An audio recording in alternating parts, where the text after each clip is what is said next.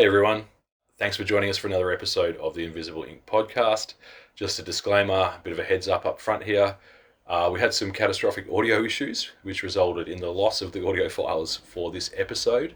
But as a testament to the skills and wizardry of Jake from Doomstone Productions, he's managed to extract the audio through some other voodoo and get it up to a standard that we're happy enough to put out there. Just wanted to let you know that it's not quite at the extremely high standards of Doomstone Productions. We think you'll enjoy it anyway. Here's our chat with Shane. Welcome to the Invisible Ink podcast, a podcast that traces the lines of extraordinary lives. I'm your host, Ben, and I'm joined today by our guest, Shane Pinnegar. Well done. Third time's a charm. Yeah, nobody knows that I've got that wrong 3 times already. We edited that out. We know Ben. Writer, multidisciplinary writer, author, published author, chef, Renaissance man. And Perth music scene standout, I guess. Oh, well, that's... Okay. All right, I'm gassing you up. That's a lot to live up to. So, Shane's, you're a writer of, as I say, multidisciplines. You write for blogs, websites, books, all sorts of stuff. Yes. So we're going to dig into that a little bit. You're also a chef, I believe. Mm-hmm. So for about 30 years now. Going to whip us up some lunch in a minute. Yeah. Should have said. So just to start off, I'd like to tell the story of how the guest came into my orbit. Yes. And for you, what happened was I have a Letterboxd account, 16 followers, it's really going well. And every now and again I will review a movie. And I went and saw the Hard-Ons documentary at Luna. Yes. And I did a little review and I got a like. And I was like, wow, I've been recognised, and I had a look and it was yourself. Yep. So then I thought I recognised that name and did a little digging and discovered your digital footprint, which is significant. And your... I'm not sure if that's a good thing or a bad thing. Some days a bit of column A, some days a bit of column B, right? Nothing too redacted, so it was pretty good. I probably should redact a few things. Yeah, start deleting. And then I think that I've probably... I've definitely read your work over the years as a consumer of sort of music press over the years. Look, mate, we've probably been at the same gigs multiple times. Sounds like over the last 30 years or so. So thanks very much for coming in and doing this. You're really very appreciate it. I want to have a chat about your life and the creative aspects of it and the whole journey, really. So. Okay. Do your worst. Yes. So let's start with one of your online bios. There's a couple out there. Says that your early exposure to music came via Countdown. Yes. What a rite of passage for young Aussies. Well, I think for that period of time it was essential, whatever you were doing on the weekend, you wwere there at, was it 6 o'clock, 5 o'clock, whatever it was on Sunday afternoon, glued to the TV set. I'm told by my parents I was also. Yeah. Because what was that first season was like 74 or 75, I think. Sure, and I was born in 66, so from 9 or 10 you're sitting there glued to the telly and soaking up all this amazing music. Yep. Because we consumed music, as you know, very, very differently back then to how we do now. Yes, it was essential. Yes, it was, honestly, it trained a whole generation of people how to consume music. And we had to like what Molly Meldrum liked, whether we liked it or not, to a certain extent. And then come by the mid-80s, it was like, they were just paying crap, so move on. Is there anything from that era that stands out in hindsight that was particularly instructive to you, your particular tastes or anything, do you know? Oh, absolutely. Look, I can vividly remember sitting on the wicker chairs in the TV room at home at Mum and Dad's place and staring and seeing the Rolling Stones for the first time. Right. I mean, I'd probably heard them before, but it was Start Me Up. Yep. So what was that, 80, 81, so I was 14, 15, something like that. And I just remember thinking that Keith Richards and Ronnie Wood looked like a zombie and a werewolf. And we were pretty accurate. My brother and I were cracking jokes about that for an hour. Yeah. So, and then I was like, oh, they looked like pirates, Yeah. And that was, I find that a very romantic, for want of a better word, sort of an enticing sort of a thing, and I wanted to be a part of that somehow. Yeah. But of course I quickly realised I was really shit at guitar. Yeah.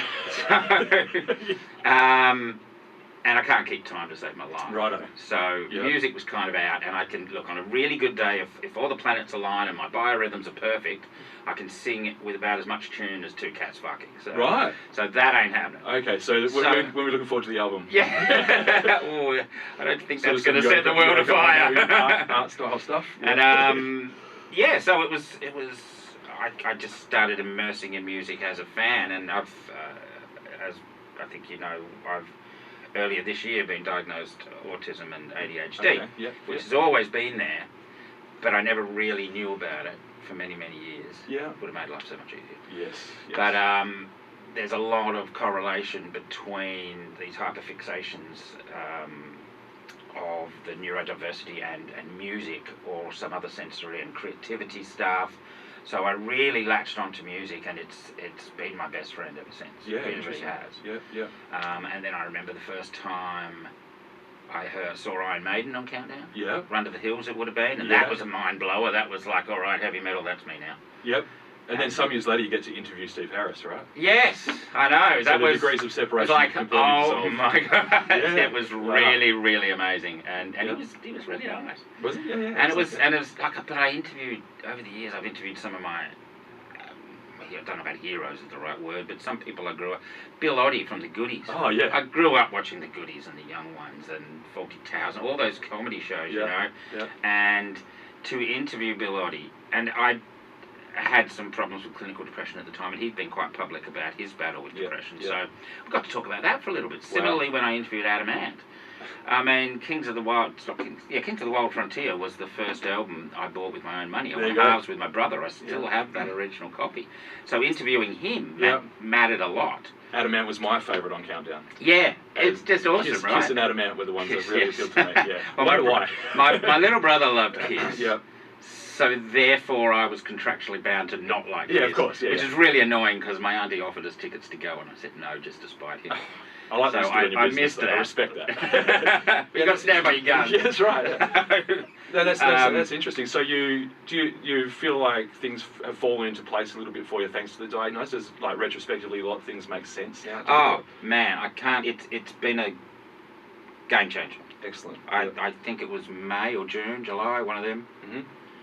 And I'd suspected for a few years. Yes. Well, mainly I'd suspected autism. Okay. Because, like, I think when I was 14 or something, one of Mum's closest friends phoned up and said, oh, you got to see the morning paper, and there's a big spread on Asperger's. Yeah. And that's Shane. Okay. And Mum just went, nah, don't be stupid. Yeah. And brushed it off. But I found the article and read it, and I went, oh, I wonder. But no, Mum said it wasn't a thing, so Yes. move on. Yeah. Never really gave it much thought for years afterwards. And then 5 or 10 years ago, I had a little inkling something wasn't right. And I'd come through some depression and about other stuff, and I started to suspect it more and more and more and more. And then a couple of years ago, I started going down the road of, well, how do we actually get a diagnosis? And it looked really prohibitive. It was really expensive. And it was difficult to find someone who would be a reliable witness to childhood. Mm-hmm, mm-hmm. And it took a couple of years to find someone who was more approachable to do the diagnosis under the conditions that I was in, without going into too much detail there.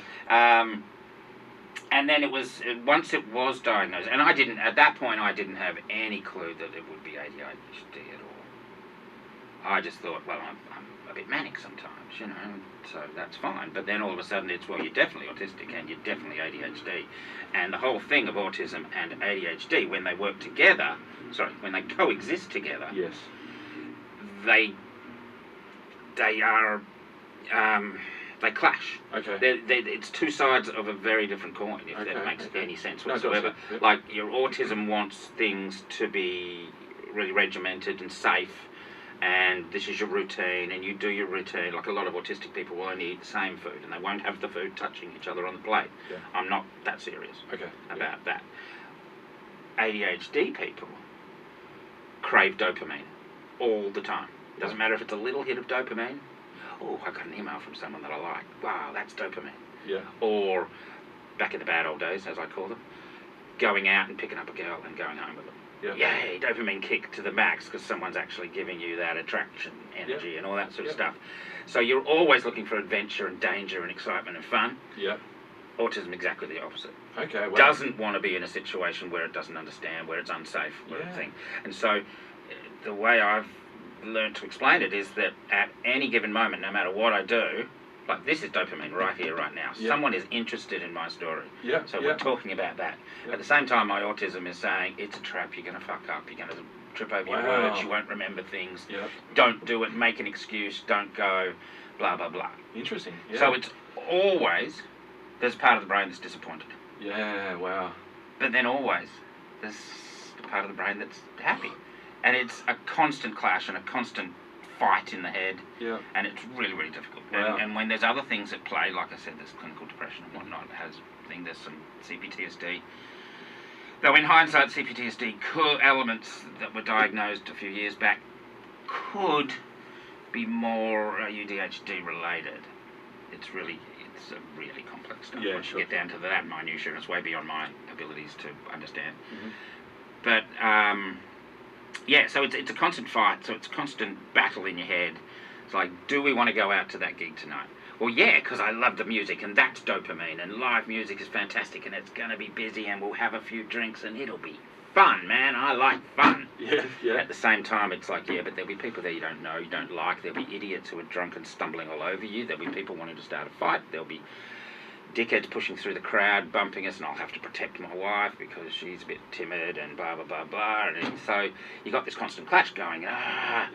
So sometimes you just don't go anywhere. Yep, yep. And then other times it's like, no, I want to go everywhere every night of the week. Yeah. So it's really difficult, and it's hard to predict. Yeah, But it has been a life changer to understand that that's not just me being weird and difficult. Yeah. Like my whole life I've been called difficult.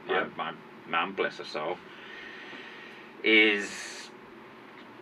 Like some of my earliest memories are her telling, "Gosh, Shane's such a difficult baby, such a difficult pregnancy, such a difficult birth, blah blah blah blah blah." I'm sitting there, even at 2 or 3 years old, going, "I don't see how that was my fault." I was just say, yeah, I'm not really complicit in that. So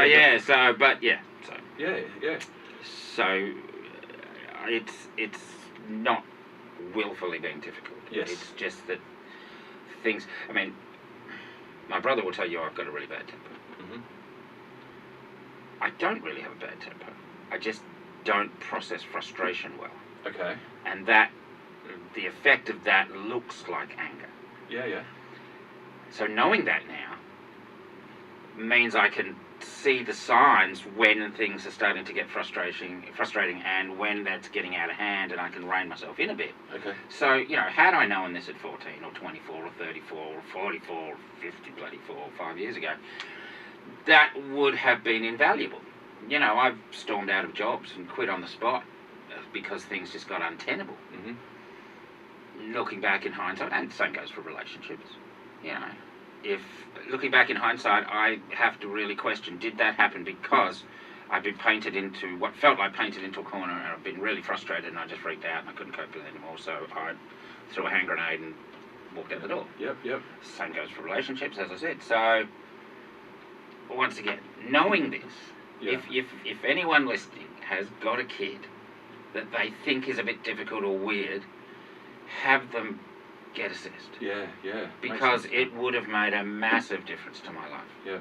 I do not doubt that for one tiny moment. And yet, do you think you've managed to is it part of managing to channel it that means that you've managed to achieve the things you've achieved and do all the things, dabble in all these things and try all these different... Is it been fuel for that, or has it been a restriction on that? I think into it's definitely fuel for that. I don't know about this, but I would not be surprised if all really creative people are a bit neurodiverse. Okay, yeah. To me, that seems where the spark comes from. Okay. I know a couple of people who have ADHD and who have meds, because there's no meds for autism. No. There is meds for ADHD, and they help focus the brain a little bit more. Yeah. And I know a couple of people who had have ADHD, and they went on meds, and they really weren't that creative anymore. Okay. I mean, I know people who were diagnosed with clinical depression and went on antidepressants, and they just lost a lot of their joy for life. Yes. Because it has to shut down the part of it that's causing the problem, and that shuts down the enjoyment of life as well, unfortunately. So I swore I would never do antidepressants. Okay. And so I've just soldiered on. Yeah. Because I believe that understanding these things is a good way of managing. Okay. Yep. But in terms of where the spark comes from, I think it's absolutely somewhere in that spectrum. In that recipe, the chemistry, the Yeah. alchemy that's going on. I don't know if it's in both the autism and the ADHD or if it's just in one of them, but somewhere in that is what sparks it. I mean, I've read that I think most people on average, they estimate, have about 11,000 thoughts a day. Okay. Autistic people, or is it ADHD? or ADHD. I can't remember which. I'd have to look it up. Yeah, See, yeah. My little brain's not enough to absorb all this Citation mammoth. not required, it's fine. Yes, Yeah. we shall. We'll get back to that. We'll do the research. But let's say, for argument's sake, ADHD Yeah. people have 30,000 thoughts a day. Yeah. And it's never quiet up there. There's always a million different voices, and it's always my voice. Yeah. But it's all just chatter non-stop. It's just, what about this, what about this, what about this, what about this? It's nuts. So I always carry a notebook or a phone with me, so write down stuff. Yes. Because some of it's important. Is that Not part much of of it your important. process? It's part of the not clogging the pipeline. Okay. Yeah. Yeah. Yep. Otherwise, there's too much stuff in there, and then you start going into a spiral, chasing your own tail around. Yeah. Because there's thoughts in there that get out of hand. Yes. Sometimes, Yep. like the Intrusive, depressive stuff, and the feeling like you're trapped, and frustration, and this isn't working out, or that person's got it into me. There's paranoia and all this sort of stuff mixed in. It's a bit of a mix. I think a lot of that will be very relatable for a lot of people. Yeah. But the difference, I mean, some people say, I've had this from a few people recently. Oh yeah, but we're all a little bit like that, aren't we? So, everyone's autistic. That sort of thing, which isn't the case. I mean, I've read the literature about it. It's everything that happens up here. Everyone experiences a bit sometimes. But with people with autism and ADHD, people on those spectrums, it's not that you just have the occasional thought about a certain thing. It's that there's this compulsion in there, and it doesn't let up, and your brain goes down these wormholes and can't come back up again. Whereas, I've got a lot of friends who will just have a fleeting thought and then just ignore it. Yeah. And they go, just don't think about it. It's like, I can't not think about that thought. That thought is in there, and it'll always be in there, and it's never leaving. Yeah, I see, yeah. So it's. I think that the way they describe it is that everyone thinks about this stuff sometimes. But when you're on the spectrum, it's a lot harder to control the thoughts. There's impulse control is really, really hard, which is why I like to eat and drink. Yeah. Also the chef thing. Yes. And the rock and roll thing. Yeah. See, it all ties in, I've right? never met a chef that does have good impulse control. Unfortunately, I'm a good chef too. So I'm never going to be skinny. Do you manage to use, how does music and art play into modulating your mood? And are you able to manipulate yourself a little bit with that? Yeah, absolutely. Yeah. So sometimes it's a struggle too. Okay, yeah. Sometimes, like if I'm feeling down, if it's all too much for me, I won't put any music on. Okay. I mean, apart from the fact that if I'm writing, I can't have music on because those ideas come in and get in the way of my ideas, and so I need it. Yeah. But if I'm just like if I'm doing bookkeeping, for instance, I'll put a record on. Mm-hmm. But if I'm feeling down, I won't. And like my wife will come home from work and go, "What'd you listen to today?" And I'm like, "Nothing." She goes, "Why? What's wrong?" Yeah, I know. And then it's like, "Oh yeah, I wasn't feeling very happy today. I was feeling flat." So, and if I'm flat, I don't put music on. But if I notice that, then I'll go put the music on, and the music will make me feel better. Yeah, right. Yep. And it's the same with art. You go to the art gallery and see an exhibition. We saw Banksy a month or two ago. That was amazing. Really, really cool. Yeah. And that then gives me ideas, and I Yes. go off and start. Wow, that was amazing how he did this, and blah blah blah blah blah blah. Not to say that I would ever do anything similar. Yeah. I mean, I would have loved to have done art in school, but that's a whole nother story. Thanks, Mum. And Mum's copping it. oh, Mum. Mum deserves to cop a bit. There we go. Bless her. In one way or another. Sucks. Well, they're doing their best, but we've all got. Yeah, it's a different time. I get that. I know that and everything, but Yeah. So. Yeah. Yeah. So no, it's really valuable, but also you tend to shy away from the stuff that gives you joy when you're feeling down. Yeah. Okay. And so you have to kind of force yourself to go back to those things, and then that starts picking you up a little bit. It's this weird catch-22 thing. Yeah. Interesting. Yeah. Wow. Yeah, I honestly think that's going to be super relatable for a lot of people. Hopefully in a positive way. Yeah. I can't see why not. It took me a long time to come to it. Yeah. Come to the place I'm at now. Yeah. And I definitely find since being diagnosed, and since knowing, so I can say with 100-degree confidence, I'm not willfully difficult. I'm not just fucked in the head. Yep. I'm not just insane. Yeah. It's different. You're also. Yeah, absolutely. I'm good with that, believe it or not. I've had a sign outside my front door for 15, 20 years, Yeah. which just says there's no such thing as normal. Yeah, That's been every house I've lived at. That's been outside the front door. Yeah. And I mean, then when the diagnosis came, I was like, yeah. It's interesting Yeah. that's been there for so long. Completely agree with that. Yeah. So go sort of tying the music into this sort of thing as well. So, who were you first passionate about? Who was Musically speaking? Yeah, you mentioned The the Beatles. Queen, the Beatles. Yeah, if we're going right back to the start. Yeah. Like Dad had this. Dad's famous for buying second-hand crap off his mates Yeah. at the Rotary Club, and it wasn't necessarily great. So we ended up with an 8-track player. Okay. So thank God he never bought a Betamax. Betamax. No, he never got a Betamax, but he did get a really shitty VHS. Yeah. And then refused to learn how to use it for the next 10 years.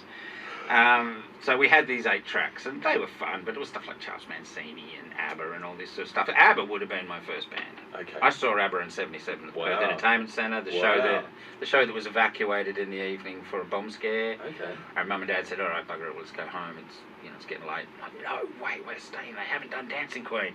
I was ashamed of that story for 20 years. Yeah. Now I really own it. Why not? Yeah. So, but then the Beatles. I love the Beatles. Yep, And then yep. that led to the Stones. I started seeing them. And then about 81 with Iron Maiden, it was heavy metal. Okay. And then so for about 5-6 years there, Yep. it was all heavy metal all the way. Yep. Yep. And that was a lot of fun. Yes. Yep. And Yeah. but I like 80s pop. I grew up with that stuff. So when I got to interview Kim Wilde years later, that was a lot of fun and mildly embarrassing.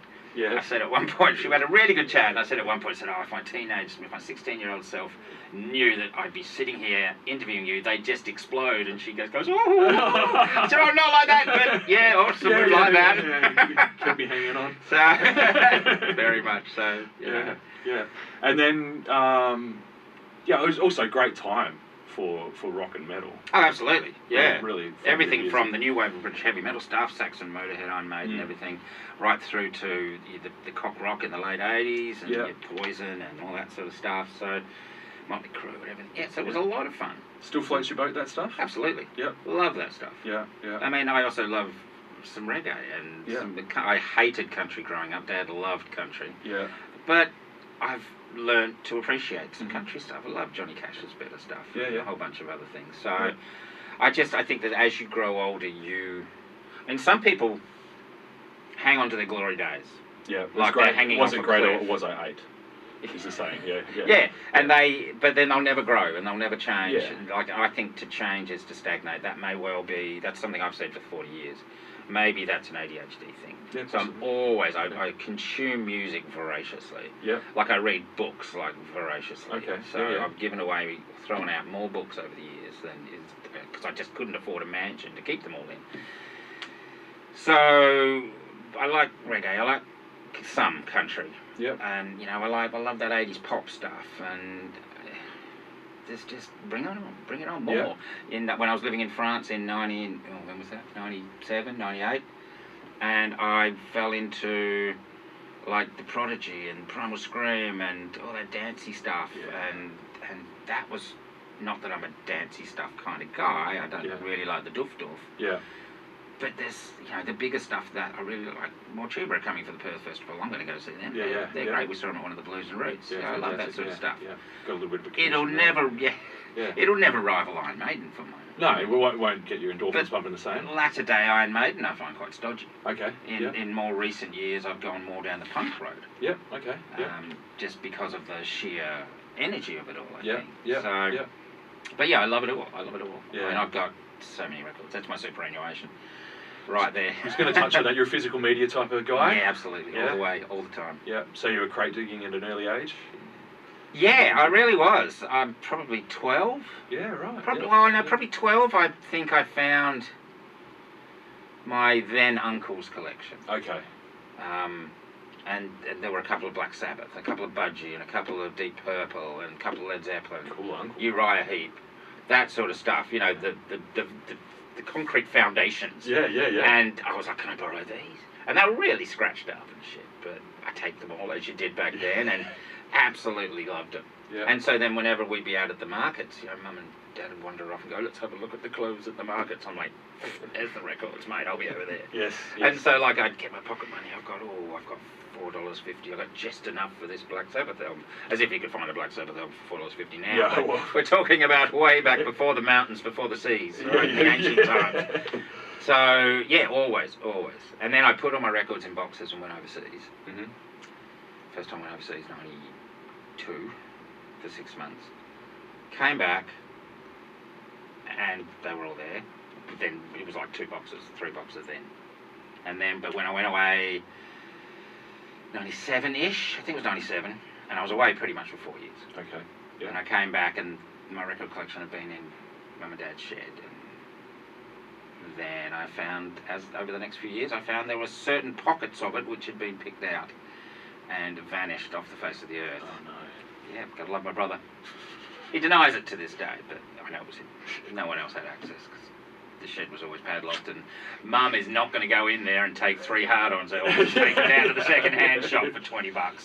My brother would do that. Oh no. So, but I've replaced most of them. Yeah. You So know. you still got some stuff from back in the day? Oh yeah, I got most Love of my that. originals. It was just like probably maybe 15 or 20 albums had vanished. Yeah. And it was interesting that it was very specific artists. Okay. Iron Maiden, the Hard-Ons, Rose Tattoo. Okay. Really interesting. Okay. Yeah. And a couple of others. So I replaced them all over the years when I have been making money. Yes. We wasted all on records. Yeah. And it's okay. My wife understands. Yeah. She buys shoes. Oh, okay. So you both got a You know, vice. we got a thing. Yeah. Mine's better, of course. Mine sounds a lot better. Because you would have, you would have seen quite the change in the way vinyl is appreciated and priced. Oh, absolutely, Over that crikey. particular type of Yeah, time. I'm really glad I replaced most of it. Yeah. Is it still your physical media of choice? Yes. Yeah. Yeah. Not a streamer? No. No. That's just an emphatic no, full stop, end of story. Yeah. Yeah, just no. I've never been interested in. I guess there's an element of it is the possessive thing. Mm-hmm. I like to have it there. I mean, I've got heaps and heaps of downloads on the hard drive, but I still don't want to go stream them. Yeah, sure. I'd still rather have the download, and I'll keep it there, so anytime I want to listen to it, I know I can find it there. Yeah. I know where it is. It's Yeah. my collection. Yeah. It's an obsessive collection. I always used to say I'm just channeling all my OCD into my record collection, my music collection. And in hindsight, well, it's a bit more than just OCD, isn't it? Is it organised in a particular way? Of course it bloody is. Are you insane? No, it's got to be organised by the name of the artist Yes. and then by the year of release. Perfect. Yeah. Love that. So it has to be. Yeah. Otherwise, how Yeah. could you find anything? Yeah. I got people who've just got their stuff haphazard, and I just walk in there and just start twitching. Somehow I know what my CDs are, even though they're in a random collection. On a Oh, CD, wow. Yeah. Not all the time. It might take me 15 minutes to find it, but I'm not putting in my alphabetical order because I just. You just kick it against the fridge, don't you? yeah, It's like, no, I yeah. won't succumb to conformity. But I don't know what you're doing later. But if you want to pop over, it could use some. You know sort what? There's a part of me that would love that, but I've got enough to do. Fair enough. So I do have a lot of CDs. You know, there were a Yes, few years there where I wasn't buying records, I was buying CDs because we all believed CDs were indestructible. They were going to be You forever. could hit them with a hammer. Yeah. They'll outlast the space race. Don't hit them with a hammer, kids. No, don't do that. was it Leonard Nimoy who did that ad? I think he did. He was you can hit it with a hammer, they're indestructible.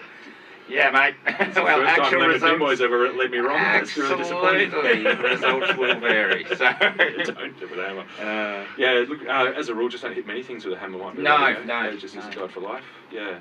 So when did you first start attending live shows?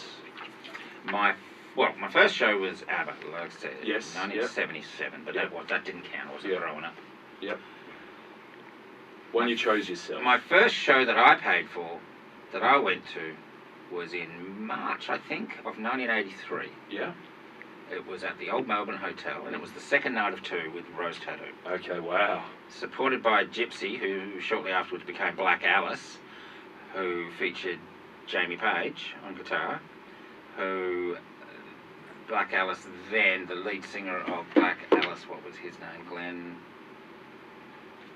It escapes me right now, Yeah. but he went on to star in the very, very cult sci-fi Australian movie Sons of Steel. Righto. And Black Alice went over east and did the music for that. Okay, That acted as okay. their second album. Anyway. I'm not familiar with that. I've looked it Oh, up. yeah. Yeah. So That's really interesting. Yeah. It's a very interesting story. Yeah. I've recently written an essay about it for the second volume of Rock's. I was wondering if it might have been. But we'll get to that, no doubt. So yeah, 83, and I was coming up to my 18th. Was I? No, hang on, that can't be right. Yeah. The old fake ID. What was 83?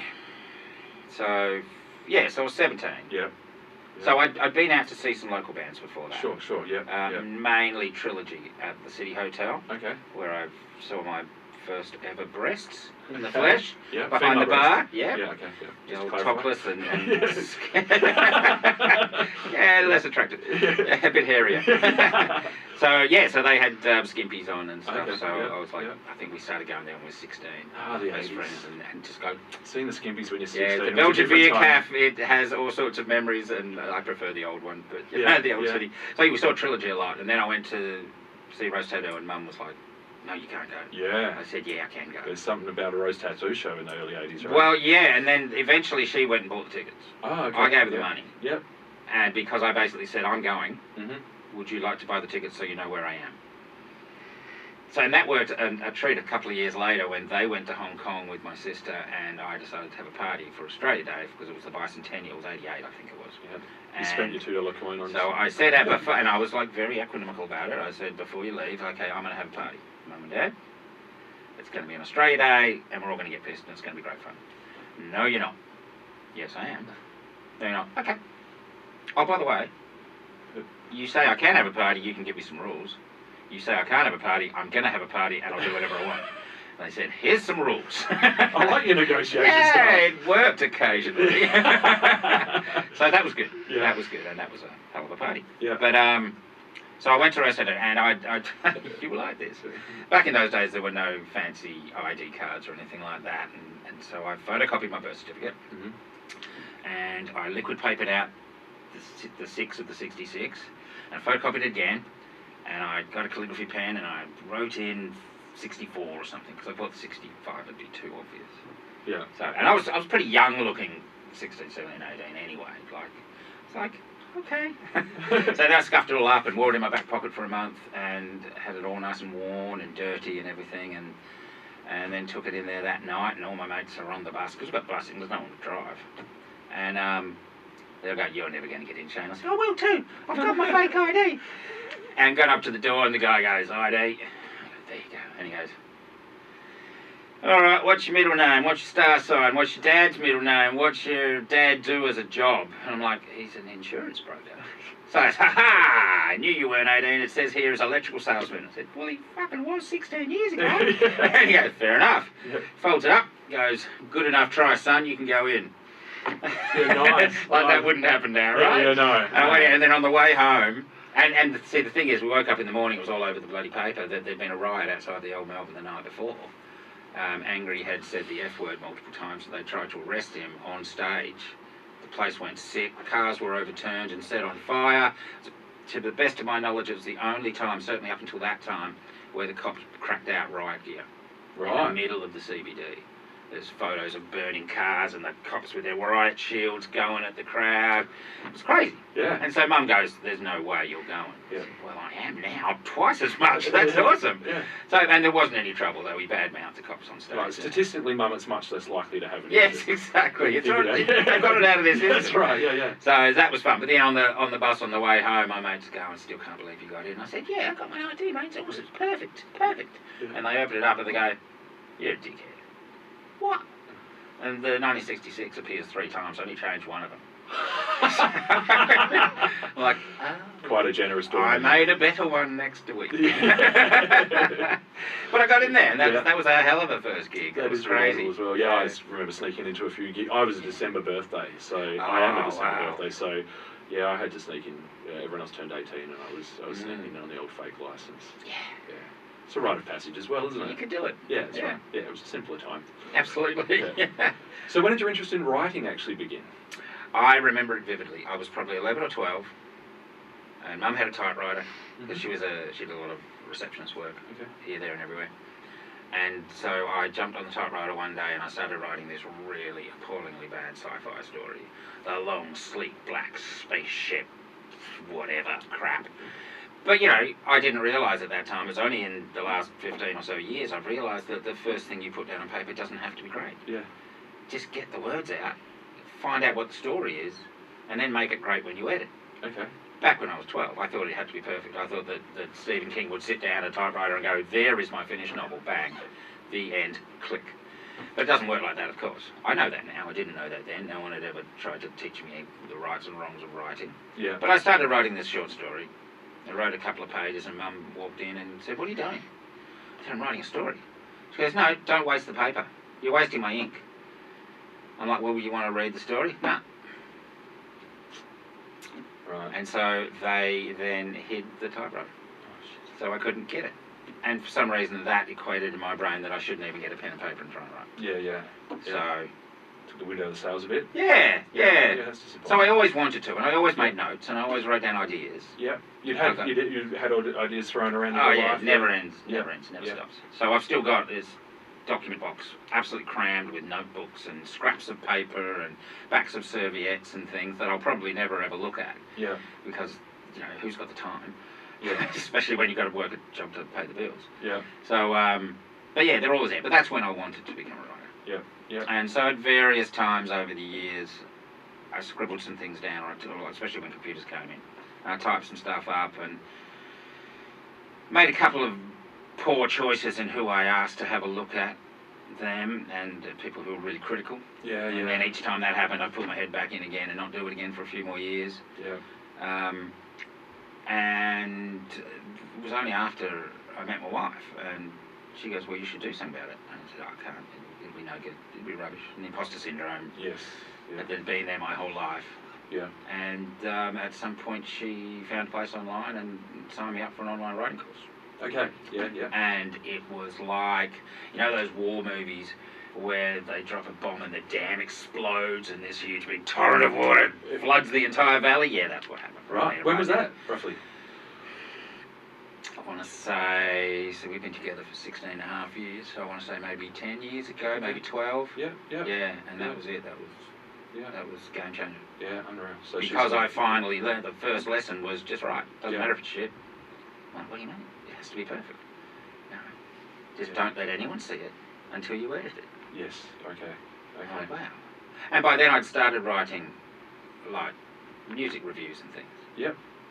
And I wouldn't want to go back and read the first ones of them I did either. I was going to ask you, remember the first thing you ever published? Or... I got a vague idea what it might have been. Yeah. But Yeah. it won't be very good. And was it online or in? Yes, online. Online. Yeah. So I did some online stuff for a few years, and then Bob Gordon, who we mentioned earlier, off Mike, he tapped me to write for Express a bit. Yeah. So I started getting a whole bunch of stuff in Express, which was awesome. I've still got copies. I'm a hoarder as well. I should say as well because I cut all my things out, but I threw the magazines away because we just didn't have space. I don't know why I've still got Free Street Press from 25 years ago, but I do. So I've probably got some of his stuff in there if I'd been rich and had big houses, I would still have everything ever. Now, the only thing I lugged from Shitty Share House to Shitty Share House was CDs, flyers, and magazines and stuff like that. So for whatever reason, nothing of value. Sentimental value. Yeah, that's really interesting. Especially, were you anxious about putting stuff up online for the very first time? Oh God, yeah. Yeah. I had a brief shot as a blogger as well.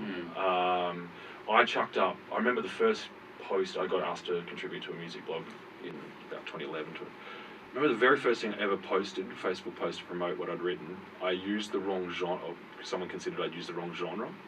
I think I called Fear Factory new metal or something like that. Oh, right. And Criminal. very first piece of feedback I got from the internet was that I was a dickhead who had no idea what he was talking about. And I was just wondering, like, that the feeling internet. about yes, It takes and it gives, right? Yes, it does. Yes, very much. Yeah. Do you have any similar experiences? Yeah, I have. Yeah, I know what you're fucking talking about, mate. Yeah, you can. You want to name names or? I received an interesting bit of feedback for a review I did on a book about AC/DC. Specifically Bon Scott. And the author, who in all honesty I have forgotten his name right now, but he'd written some sporting books as well, and he considered himself pretty important. And I had made the observation in my review the book was boring. It was really anti-Bon Scott, so why did he waste his time writing it? And it was very critical of his lifestyle and his choices, and once again, this isn't really what a fan's going to want to read. Okay. And so the author made a comment upon this review on my website, which I haven't seen it for years, but it was to the effect that I don't know what I'm talking about, and he can't wait until I publish my book because he's going to slam it everywhere he can. Oh, nice. Because he was very much an adult, obviously. Yeah, great. Yes, sounds like a lovely guy. So I just kind of laughed. That I find very funny. Yeah. There's a singer in one band. When I was very depressed, I came across this stupid idea that I would listen to every single one of my CDs and records, and I'd write a little bit about it and put it on a website. And I'd started doing it, and I just couldn't keep up with it because I listen to far more than I have the ability to write about, and have to pay the bills. So you've got a day job as well. Mm-hmm. And so I'd just written a couple of paragraphs about this particular album. I won't mention who it is. But then I got an email. What was an email? From the singer of this band, who had been around since the 80s, this particular band. And he was very critical of the fact, why do I even fucking bother if I can't write a decent fucking review about his fucking record? And I replied to him, I said, well, it wasn't meant to be a decent review, mate. The album came out 25 years ago. It was just meant to be about my experience with the album, so that's why it's only like 3 paragraphs long and everything. But hey, sorry, I was in a rush that day, whatever, no problems. If you want to have an interview, we could have a chat. Yeah. Never heard back from him, and I just don't see the point in being that aggressive. You want to protect your legacy, sure, but I didn't say a single bad word about the album. I just didn't go into great depths of a review. Yeah. Okay, fine, man, fine. Yeah. And now I find it difficult to listen to his stuff. Yes, yeah. So that's all he's done is really make one less listener. Yeah. So yeah. I don't really see the point. And look, we all, I think everyone at some point or other has lost themselves on the internet.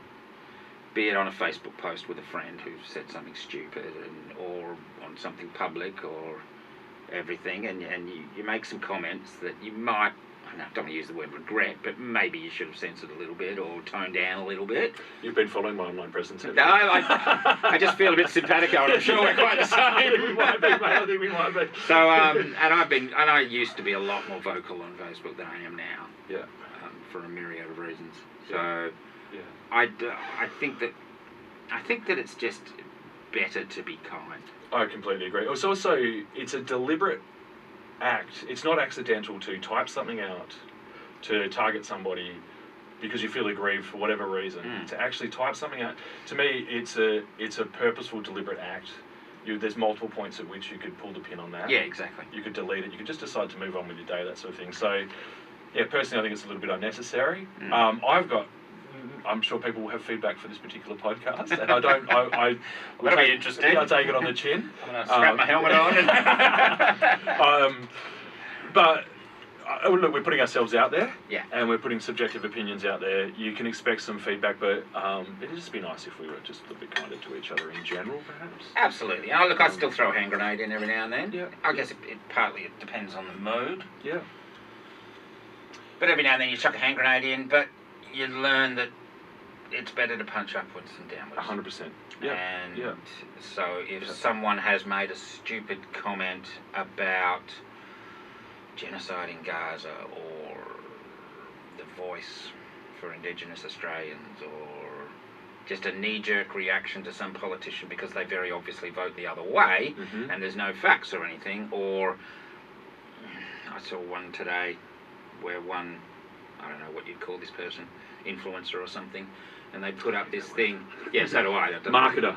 I'm running a campaign to have them changed to marketers. Yeah, and anyway, whatever this person does, and somebody had put a comment up saying you're a disgrace, and this person had corrected it with a little asterisk, YOU''RE, not YOUR, and that's sometimes all it takes to get them just flying off the handle. Because look, if you're the measure of your insightful wisdom and criticism and education is that this person's stance on a particular issue is wrong, but you can't even fucking spell, Yeah. then what good are you? You know? Yeah, So you deserve everything you're going to cop. Yes. Yep. So, yeah, occasionally, I guess maybe some days the autism's stronger, some days the ADHD is stronger, and I think when the ADHD is a bit stronger some days, then you're more likely to pull the pin on a grenade. Yep. Yep. But more often I'll start typing something going, delete, move on with the rest of the day. This is my life as well, yeah. Yeah. That's what I call self-discipline these days. Yes, well, yeah, just put the filter in. Yeah. It's like, do I really want to get 40 notifications about this guy getting pissed off? Yeah.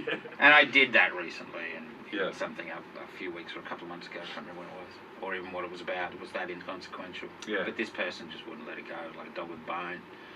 Just with worse and worse spelling and grammar with every post, and then you just start, all right, just hang the line out and wait for them to bite, right? And, So provided you're targeting the dickheads, then I don't have a problem with anyone being as critical or abusive as you want. If they've said something which is absolutely offensive to start with, then they deserve everything they get. Yeah, it's not on us to tolerate intolerance, right? If someone just says something a bit daft, if one of my friends puts a daft thing up, I'll private message them. If I really feel that strongly about it. And go, don't really think that's appropriate.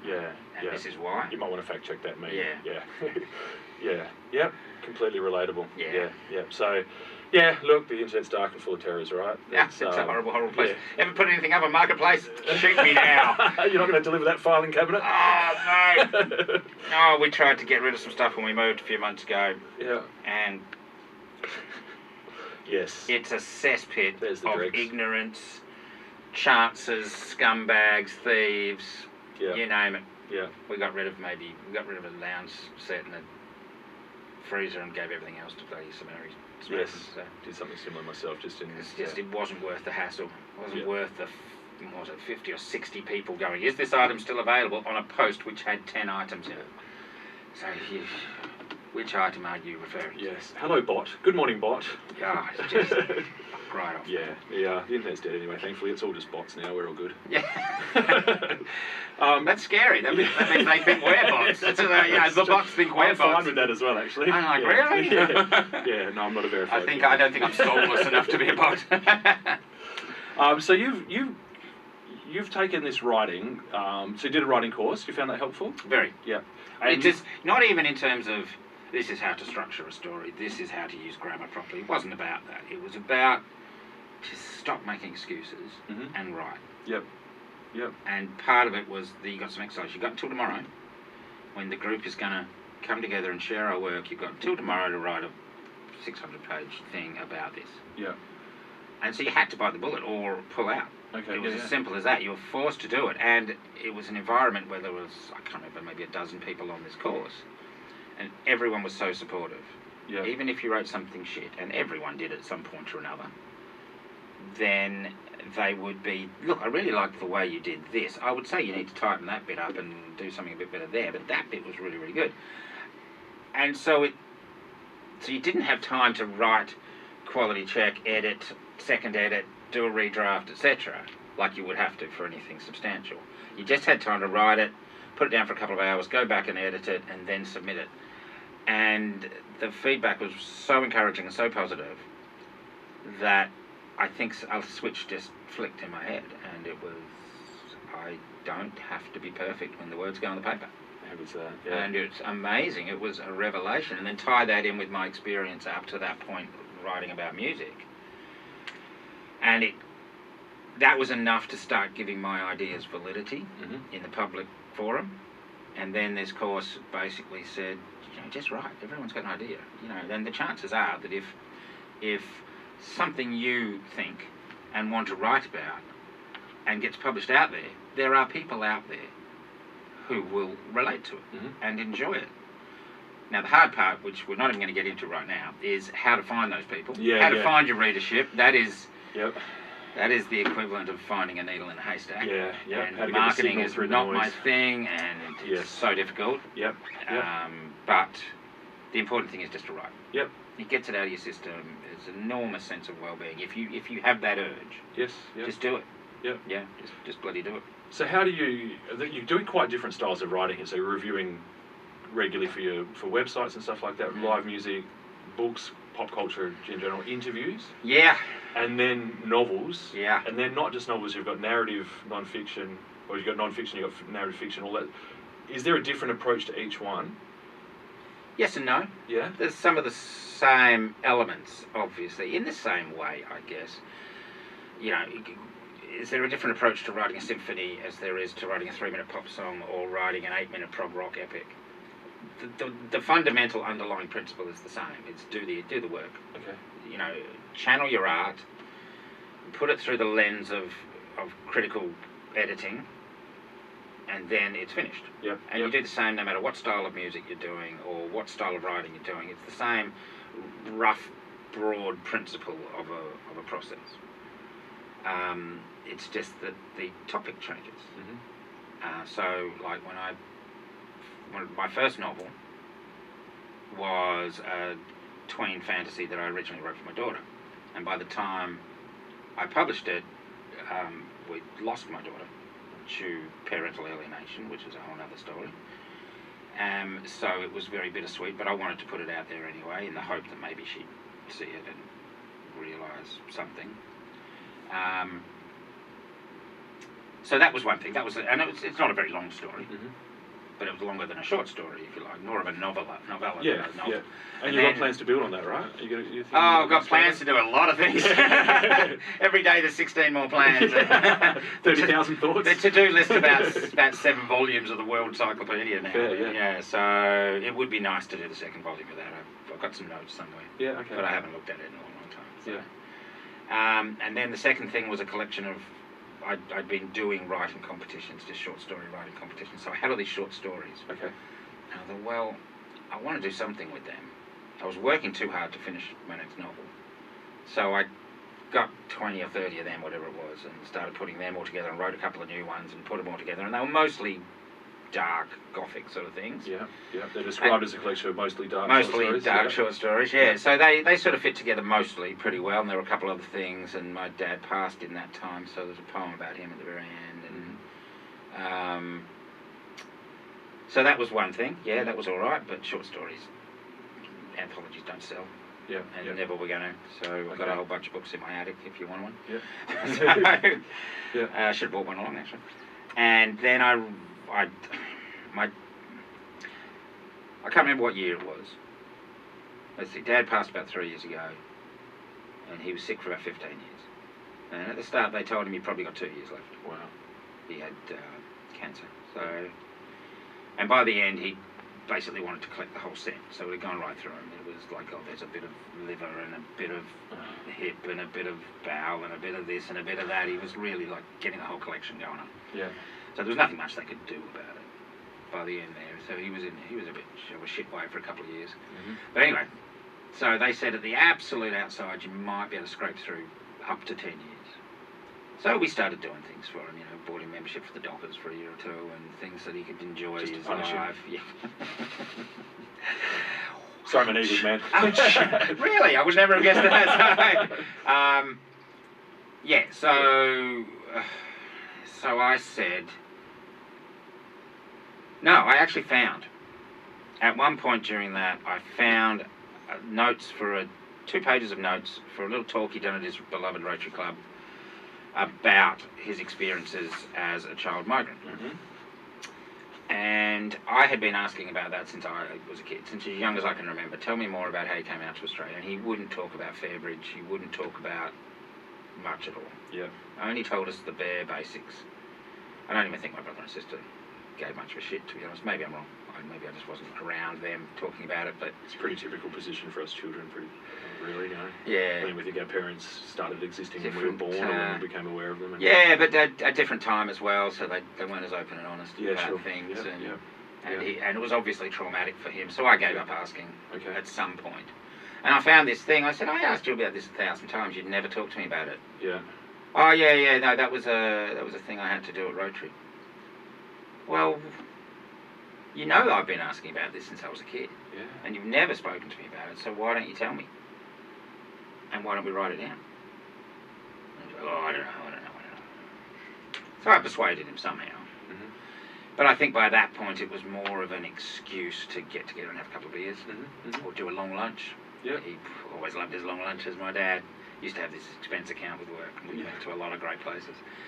So we started doing that, and he'd talk for an hour or so, and I'd take loads and loads of notes or record it or whatever and transcribe it later and ask him questions and get some backstory until he'd had a gutful. Yeah. And then he just put his foot down and say, no, no more, let's talk about the footy. Fair. Yeah. So, you know, it took a long time to get much out of him. It dragged on for about 3 or 4 years before he passed. Mm-hmm. And then I finished it. Mum found at the back of the wardrobe his folder, his file with all his notes and reports and everything from Fairbridge. Wow. And he must have known it was there because it was in a very specific hiding place. Yes, yeah. But he just must have not bothered giving it to me for... Do you think he's trying to protect you from this? No, I think he was trying to protect going too deep into those traumatic memories. Yeah. In all honesty. So just for some context, I've got what came from that was your book, All That Was Taken From Us, a Child Migrant Story, 2023. You had that published. Yeah. Yeah. So that was about 6 months after he passed. So you now got to frantically. Well, the whole point is he knew he wasn't going to be around for a lot longer. Yeah. And he wanted he wanted a pamphlet to give out to everyone at the funeral or in advance. Okay. But we never got it that finished. Yeah. Yeah. And he got sicker and sicker, and then it was harder and harder for him to do anything. Yeah. Yeah. So that was sad that I didn't get it out for that, but I did what I could. There was nobody else wanted to contribute anything. Yeah, as in other family or other people from Fairbridge. Yeah. No, just in family. Yeah, my uncle wasn't keen. He was there as well. He's passed now as well, sadly. Yeah. So no one really wanted to get involved in that, but once again, for various motives which I couldn't even begin to guess at. So you've got, if you don't mind, I'll just read the little blurb off your website about it. I think it's really interesting. So it's about a child migrant aged 13 sent to Australia to care for his younger brothers in a strange and sometimes harsh land, made worse by their time at the notorious Fairbridge Farm School. It was an incredibly emotional project, you said, to work on, and you said you're very proud of it, have it finally available, although you wish you had finished it before your dad passed. Yeah. And just for people who might not be familiar, Fairbridge Village in Pinjarra, I've got a thing here. It says, as Fairbridge Village refers to a historic child migrant school in Australia founded on Kingsley Fairbridge's vision to bring underprivileged UK children to the colonies for farm and domestic training, with major sites in Molong, New South Wales, Pinjarra, WA, and while intended to provide a better life, these schools became known for abuse. Yeah. I knew the name. Yeah. Fairbridge Village. It set off a bell in my head when I saw Like it. they do, more recently they do the Fairbridge Folk Festival out there and that sort of thing, but I can't. No, but I remember the notorious side of it. Yeah. No, it was pretty horrible. I mean, you probably heard of the Christian Brothers in Yeah. Norseman. They were probably, if anything, they were worse. Yeah. Because there was a lot more coordinated sexual abuse there. Mm-hmm. There was sexual abuse associated with Fairbridge. One of the guys who was there when Dad and my uncle Chris and Garth were there said apparently the dentist would come in a couple of times a year and bring all this ex-abuser pedophile ring mates in, and they'd all have a hootenanny. And one of my uncles said that, you know, there'd be a knock on the dorm door some Friday nights, and you come on up, and they'd dread it because they knew what was coming. And he was, your father was doing this under the belief that he was here to help and support his brothers? Not exactly. Basically, my grandmother is a piece of work. Was a piece of work. She's long gone now, but she was the black sheep of the family, shall we say. She had a long-standing affair with a married guy from a different city who would drive through doing petrol deliveries and stay every now and then. And it is assumed that the 5 children she had were all his, but we're not 100% sure about that. Certainly, my dad and his 2 brothers, the uncles I knew, were all via this one guy. George Blood was his name. But then there was a younger brother and a younger sister, both of whom were adopted out. Dad and Chris reunited with my auntie Di some years before they passed. So that was lovely for them, lovely for them all, actually. Mm-hmm. So my grandmother just didn't want the responsibility of being a parent, as far as I can tell. And Dad and Chris were bounced around various family members for a while, and eventually it was decided, like Chris ended up at a boarding school, Chris and Garth at one point. Dad was a few years older. And at some point, it was decided on their behalf that the 3 boys should all go to Australia as part of the child migrant plan. So they just lumped on this boat with 40, I think the entire group was about 42 people, or most of the rest were orphans, but not all. Some had been taken from their mothers, like they were almost all single parents, and they were taken from their mothers at the behest of a grandparent or something and not told about it. Some of them didn't know about it even. Some were told their parents had died. Some of the parents were told their kids had died, and they were reunited years later. So the Child Migrant Association, I can't remember exactly what they were called, but they were integral in reuniting a lot of families over the years, and it was incredible. Those words, child migrant. Yeah. I mean, even the term. I mean, you'd think jarring, right? You'd think they'd get kids out of an orphanage and go, "We'll send you to a better life in Australia," and that would be worthy. Yes. But to take kids from their loving family, like there was an auntie, or like a distant auntie or something, who decided they wanted to adopt at least Chris, the middle kid. They didn't want him to go to Australia. Okay. But they arrived at Worcester, where they lived. They arrived about 3 or 4 hours too late. And so they were in London by that point, and were on the train to London, and they got on the boat and they were sent away as a package. And whether there was money involved, probably. They probably got paid a little bit of money for that. It was just appalling. Yes. And most of that I learned after Dad had passed. I had so many questions. Why didn't you talk about it? Surely it would have lightened your load. And he insisted. I asked him outright, because we knew Chris and Garth had suffered various indignities. So I said, "Were you ever abused physically or sexually?" "No, I got hit a few times, but I probably deserved it." And I'm like, "But how can there be so many stories about abuse and you saying you never experienced or saw any of that?" And he said, "I was older. I was only there for 2.25 years. Okay. Chris was there for 5 or 6. Garth was there for 8 or 9. Garth was never the same. He ended up living in a shack in Shark Bay, drinking a carton of beer a day, collecting driftwood off the shore. Some years later. So, it was just horrible stuff. Yeah. Was it cathartic for you think, to get this out? Did you? Oh, look, I'm a big fan of the truth. Yep. I'm a big fan of understanding. Yeah. I can see. I think at the time, once I learnt all that, I realised why he had such a bad temper. Yep. Though now I'm wondering if neurodiversity is largely hereditary. My mum can be quite difficult, so possibility she could be one or the other, but I'm more inclined to think Dad, especially some of the stories of his childhood he told and other people told, as to why he was considered a difficult child. Compound that with some nice trauma on top. Yeah, exactly. You go into a place which is really quite interesting. So he was a volcano at times. Yeah. Easiest going, lovely bloke, love him to death, wish he was here. All I wanted on Christmas Day was to have a beer with him. But if you pushed him too far, he would just fly off the handle like crazy. Yeah. Well, it's not like he was learning good coping mechanisms. Well, yeah, exactly. And he never had Dad. Yeah.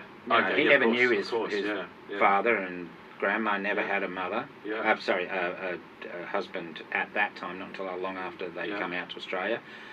There was no father figure at Fairbridge, So, yeah, they really struggled, I think, in some ways, even though they learnt to hide it all really, really well, and they certainly wouldn't talk about it with me by choice.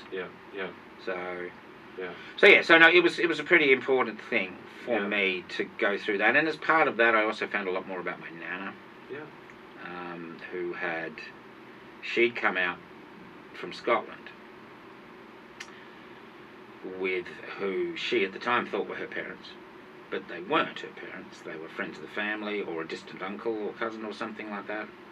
And so the pretty much the story that everyone has landed on is that her biological mother was a servant at one of the rich guys' mansions and got knocked up by some lord along the way, which of course was never going to go down particularly well in 1900s, 1910s or whatever it was. So she got handballed and came out to Australia, and then later on as a teenager or whatever found all these letters in who she thought her mum and dad's cupboard and read them and thought, oh my God, why we they never show any of these letters, or the biological mother had written off like dozens of Oh, letters, really? and she never. And somewhere on the line, these letters all vanished. So whether Nan and Pop, Gan and Gan Pop, I think we called them. Okay. They died when I was quite young as well.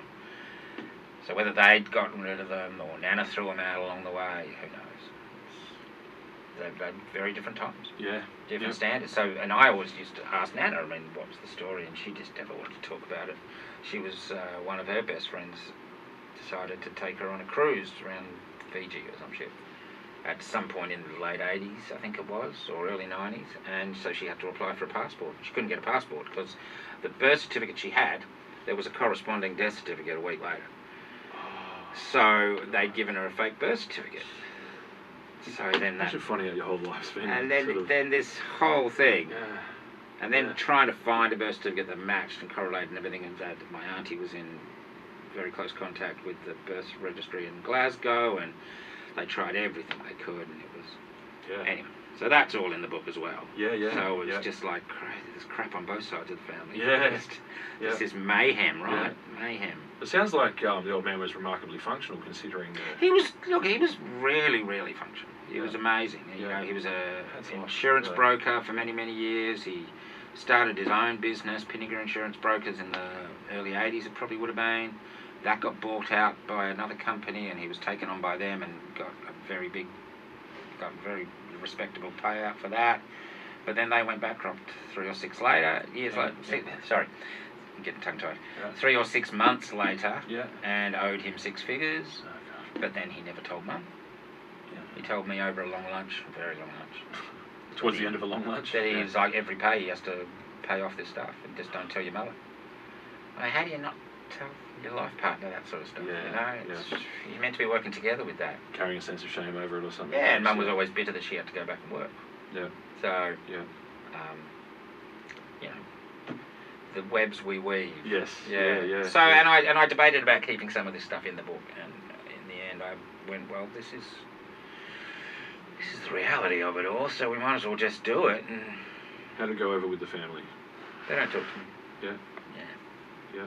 How much of that is relevant to the book and how much is relevant to other things?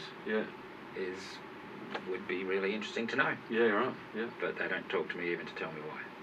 Right. So, that's a shame. Well, is it? I mean, not having that chaos is nice. Okay. Yeah. The chaos was always there. Yeah. Ever since I was a kid. So not having the chaos is nice. It's lonely. Yeah. And it's sad. And another thing with autism and ADHD is there's this thing called rejection sensitive dysphoria. Okay. Which is also known as RSD, but it's not record store day. Not as good as that. So, but it means that basically you can take any kind of rejection, be it real or imagined, and no matter how slight it is, and it can feel like you're being cut. Okay.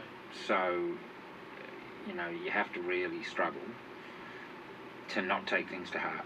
And I always have my entire life always taking things really, really hard. Yeah. And always like, why are you taking it? And people are like, that shouldn't matter. Why does it matter? What are you upset about that for? Who cares?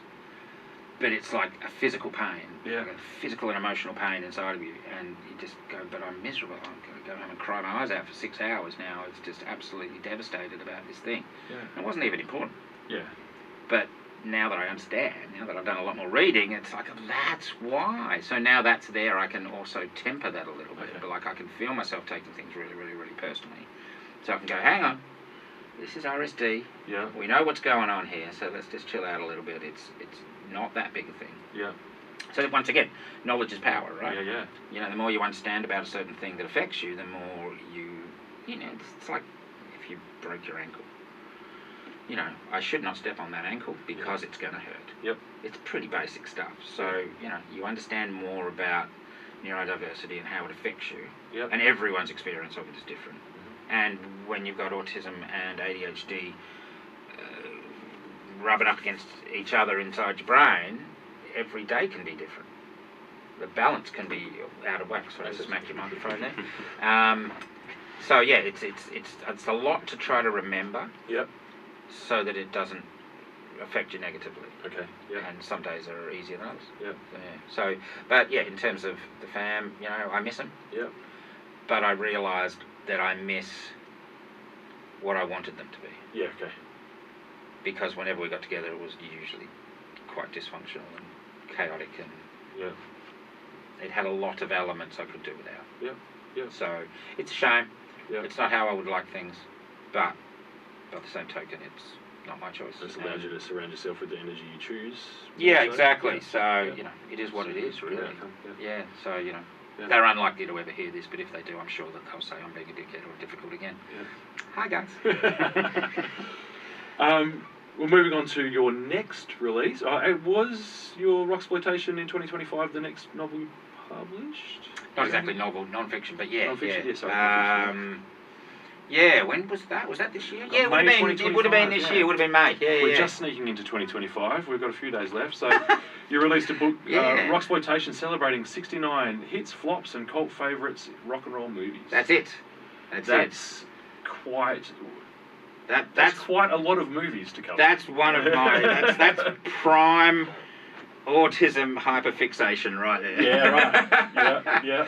So, yeah, so after Dad passed and I finished that book, and I've got one novel, 1/3 written, and another novel that's first draft's finished, but Currently? I need to, yeah, so Okay. I need from a few years back, so I need to find 3 months where I don't have to work full time, Yeah. where I can just focus on that thing and finish that one, and then finish the first draft of that one, and then do the same again. Yeah. But paying the bills sucks, Yes. right? Yeah. So it really eats away at the creative time. Mm.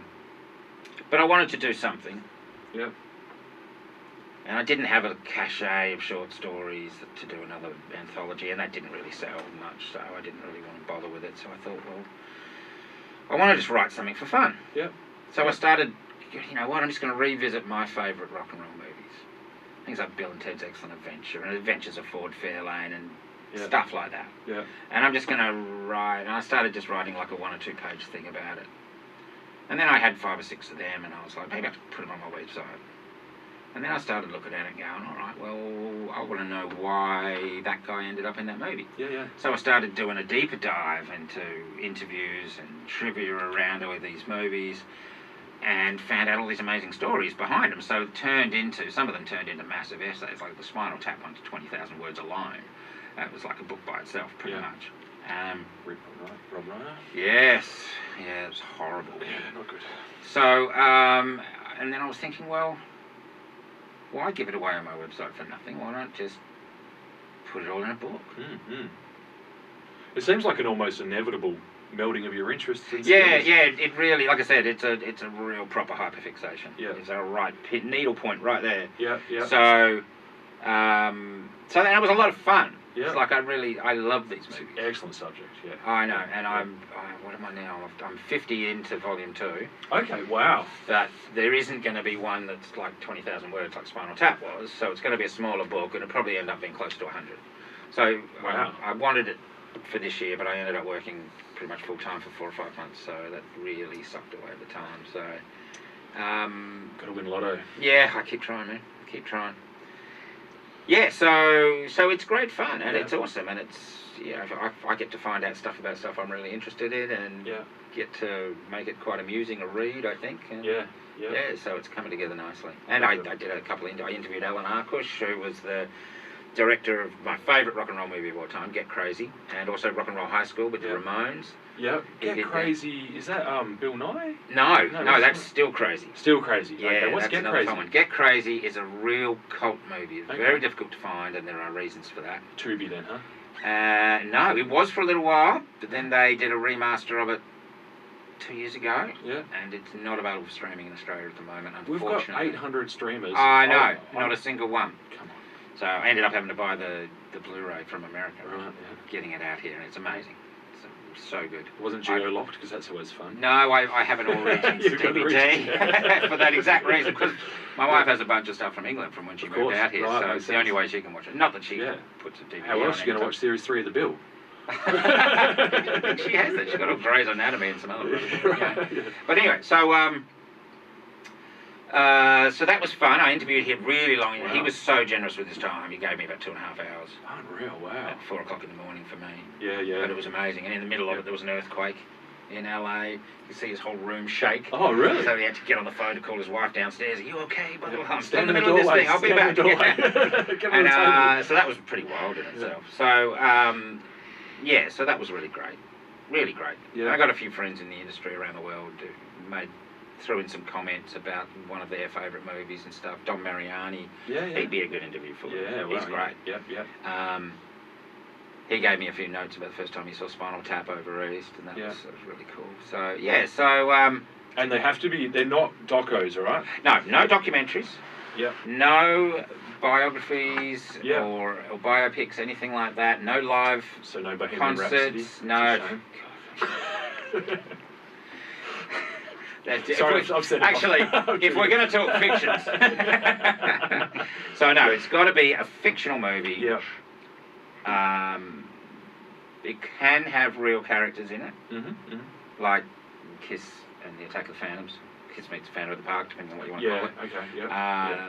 That obviously had a version of Kiss in it, but it was fictional. Yep. The story and utter shite. Yeah. So, but that was fun doing. But Detroit Rock City is a shoe-in, right? Yes. Yeah. That was. That's I can't remember really- if that was in the first volume or if it's going to be in the second volume, but it's definitely that's there. the sort of, so you, Yeah. you can have the kids. Yeah. You've got the. And I honestly thought originally it was going to be called 101 Rock and Roll Movies. Yeah. And I honestly thought we'd struggle to find 101. My master list now over 450. Unbelievable. It's incredible. The amount of C-grade 80s heavy metal horror movies is insane. Really? Yeah, it's Yeah. a rabbit hole you don't want to go I was down, just man. thinking You may about never that. ever come back up. Yeah, you want to watch my viewing history on Letterboxd. There's some bizarre shit in there. I'll definitely check it out. Yeah.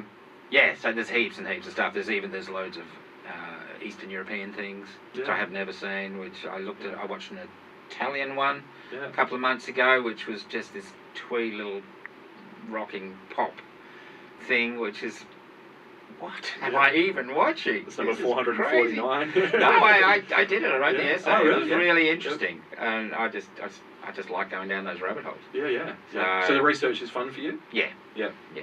Yeah. It can be painful. Yeah. All research can. Yeah. But yeah, no, I get something out of it because I learn things for myself. Bet you could have a pub trivia night, right? Yeah, we haven't been one in ages. But I think that my tastes are a bit cult. So I don't think they ask the sort of questions that I'm going to excel at, unfortunately. Yeah. So aside from the books, which that's quite a diverse output there, really. Yeah, it Think is. about It is. Young fiction, young adult fiction, and quite heavy subject matter. Yeah. Well, I mean, my dad's memoir was important Yeah. for me, Yeah. and it was at times it was important for him. Yeah. I persuaded him about the importance of it, so that was good. And getting it done was good, even though it was after the fact and wasn't as thorough. Would have been great if I had a bit more input from my brother and sister and mum, and my uncle especially, but they didn't want it, so you can't force people. No. Yeah. So that was good, but that was a really personal thing, and I thought that at the time when it came to finish it, having his name on the front cover was important as a sign of respect, and he did. He sent me some notes typed up a few times, so technically he wrote a bit of it, Yeah. even though I kind of did the work on it. It's Really. a fantastic tribute. Everything. It's Yeah, I hope he. There's probably a few things in it he wouldn't have wanted in there. Of Yeah, course, he was yeah. a bit more private at times, but I don't think there's anything that's totally shocking or embarrassing in there. Yeah.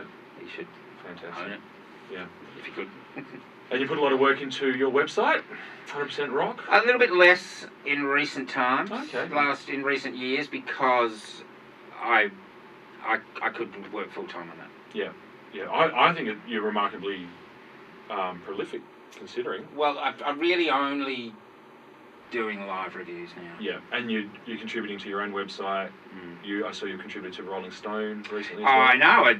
Bloody Rolling Stone Australia tapped Made me the to front do page. a couple. I know, the cover of the Rolling Stone, man. I played that song Metallica. very loudly the day afterwards. So that was really cool. So you did Metallica for them Did recently? Metallica and then did Tool for them, which Yeah. was, for a music journalist, that's kind of way up there Oh, yeah. somewhere. Yeah. So that was really amazing. So I envisage that works.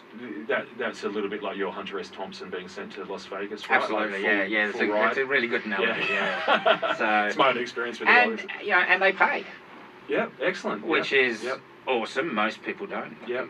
Yeah. Yeah.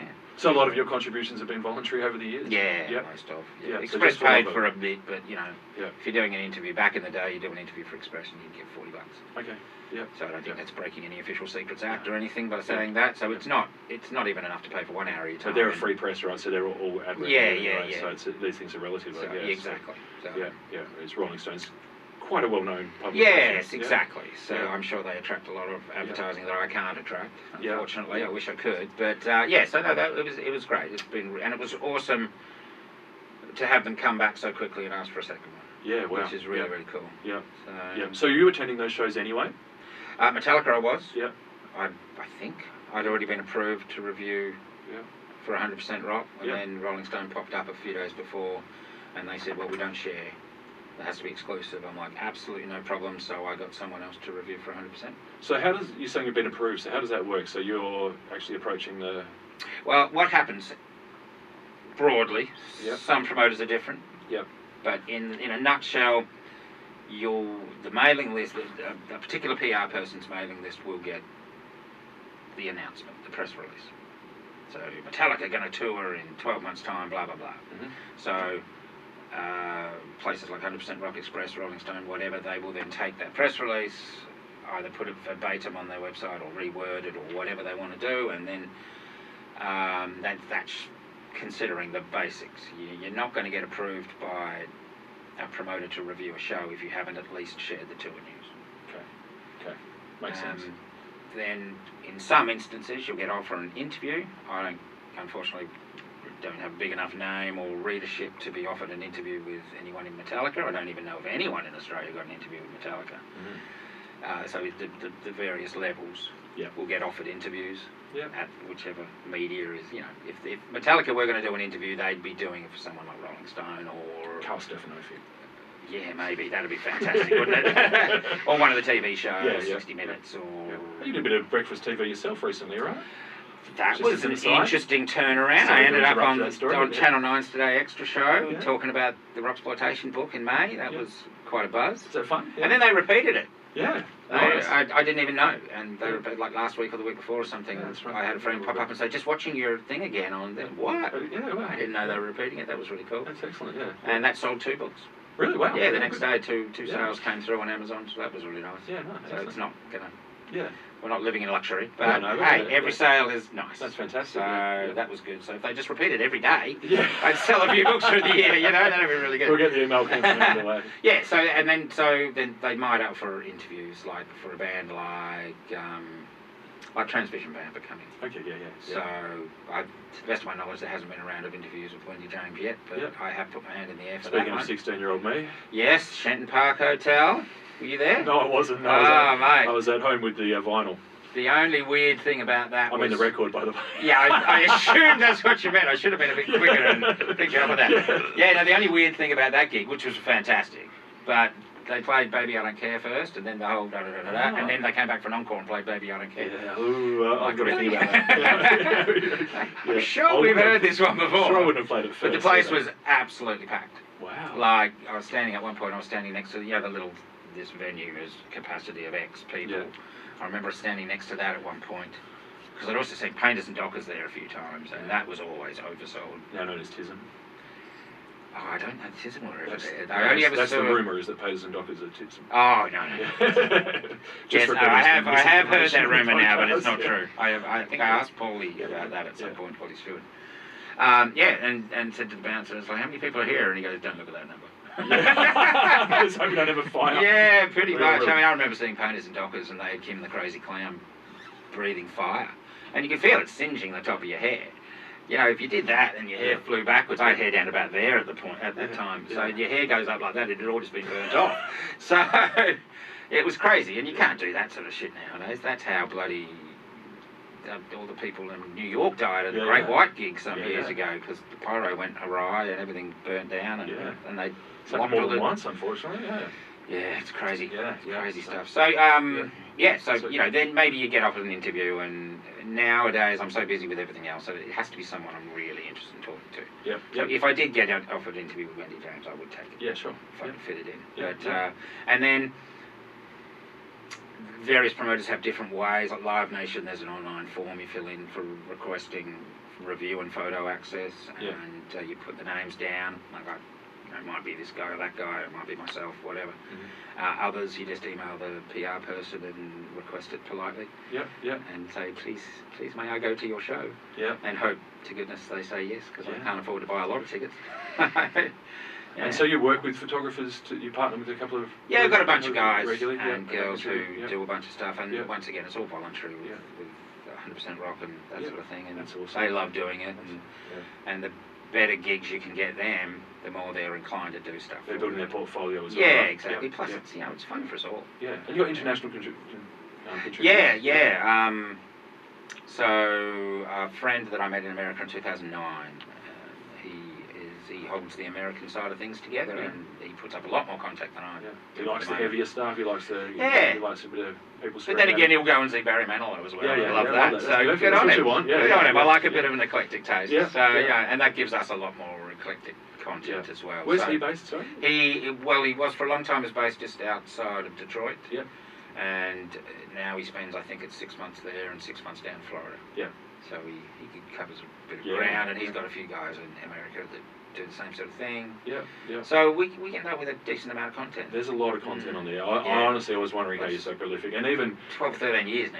So Yeah, wow. we've had 27 million hits or something like that over that time. It's crazy stuff. yeah, It's it's really nuts. Yeah, honestly, testament to your hard work. It's excellent. Yeah. Yeah, Yeah, I it couldn't is. believe, just as an example, like did you go straight home from Metallica and smash out a review? Do you? Yeah, bloody Rolling Stone. Love you guys. Hire me more. Yeah.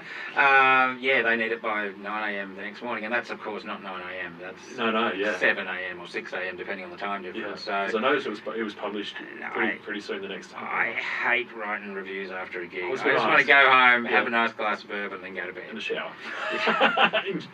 Yeah. So that's the thing with that particular type of writing. We're sort of discussing the different. There's a time critical aspect to Yeah, it can some be, of this yeah. as well. So if you sit down and the juices aren't flowing, Yeah, that's got to be a it's bit of an difficult. issue, right? That's why I take notes.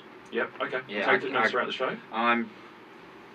If I don't take notes or don't take enough notes, Yep. then I really struggle. So with I mean, you're probably recording the set list and stuff like that as much as possible, are you? Or- well, there's a great website called setlist.fm, I live on that website. Yeah. which I use it to make most playlists. stuff you get an accurate set list. Yeah, well, it's a pretty user-friendly quickly. thing, right? So people can, Yeah. can edit it. So you know if you're going to cover a band that's a bit less known, Yeah. then sometimes you really struggle. But Yeah. my photographers are awesome. They will, whenever possible, get their camera over and Yeah. snap the set list themselves. Yeah. And you have to still be a little bit careful because it may not always be exactly the same. Yeah, Sometimes they can drop a song or add in a different one, Yeah. but it's pretty close. So I still write the song names down no matter Okay. what, Yeah. or a lyric if I can't remember the song right. If my brain's just being difficult, Yeah. and I can't remember the name of the song, then I'll just write a lyric Yeah. that I can decipher. In the wee hours when you get home. Yeah, well, I don't like writing the review that night. I can really imagine dislike it. Yeah. My brain's usually pretty fried because I've been taking notes for 3 or 4 hours. Yeah. And Been in a sweaty room with loud music. Yeah, yes, and usually drinking. Yeah. So, Yeah. but yeah, you kind of have to, especially for someone like that. So, Yeah. and like all promoters, for a decent sized band, they will all want it the next day. Yeah. Okay. Yeah. It's interesting. Wherever Yeah. possible. Yeah.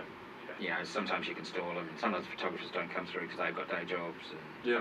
so they take a little while to come through. So, yeah, but that's basically how it works. Yeah. Interesting. And yeah. you know, you're not obliged to write a good review. Yeah.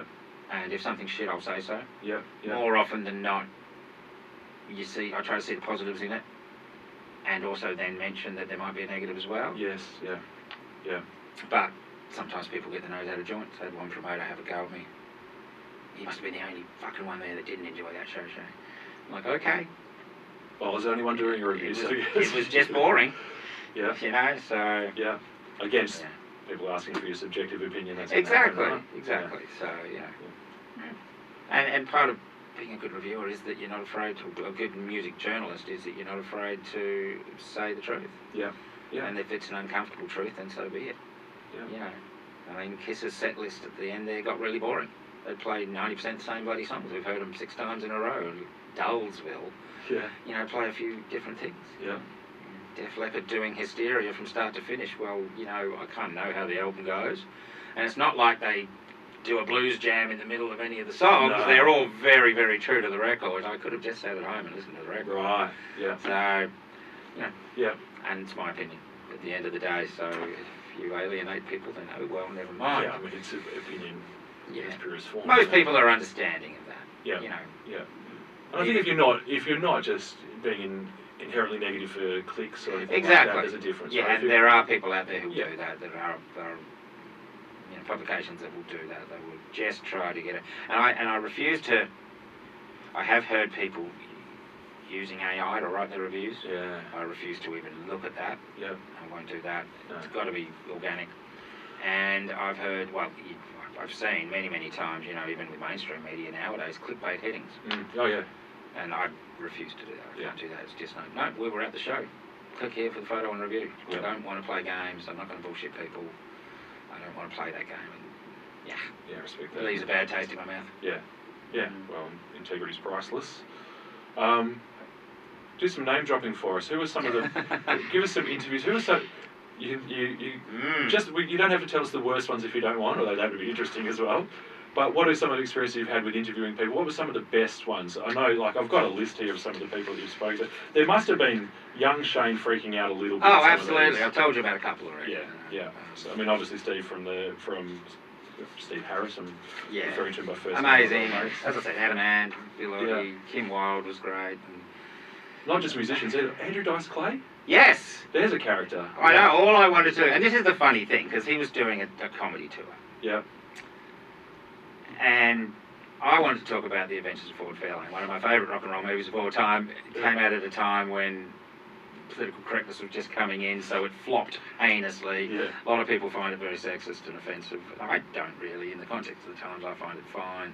There's a couple of jokes that don't stand up quite so well now. Couple of words But we won't say in public these you're days. right. You know, you just could roll with the punches with that one. But no, he was fun. But even still, he was like, I'd ask him a question, and he was like, "Well, that's coming up in my book." And everything, so the book was due 6 months or so later, so I kind of had to, he'd try to sidestep the stuff, yeah, he didn't want to give all his stories away, but he was good, he was a good interview, and I'm glad I did it. Yeah. That was great, and I got to ask a couple of questions. Martha Davis from the Motels, who plays one of the most important people in the world in Bill and Ted's Excellent Adventure. Yeah. So I got to ask her, is there ever going to be another one? Well, I hope so, blah, blah, blah, blah, blah. Like, yeah, I got to ask her about Bill and Ted's, that's really cool. Yeah. Yeah. And she was really great live too. Yeah. Really Yeah. great. So Yeah. then there's weird ones. There was a stoner metal band from Sweden, Graveyard or something. Oh. Yeah. Yeah. And a couple of great albums. Yeah.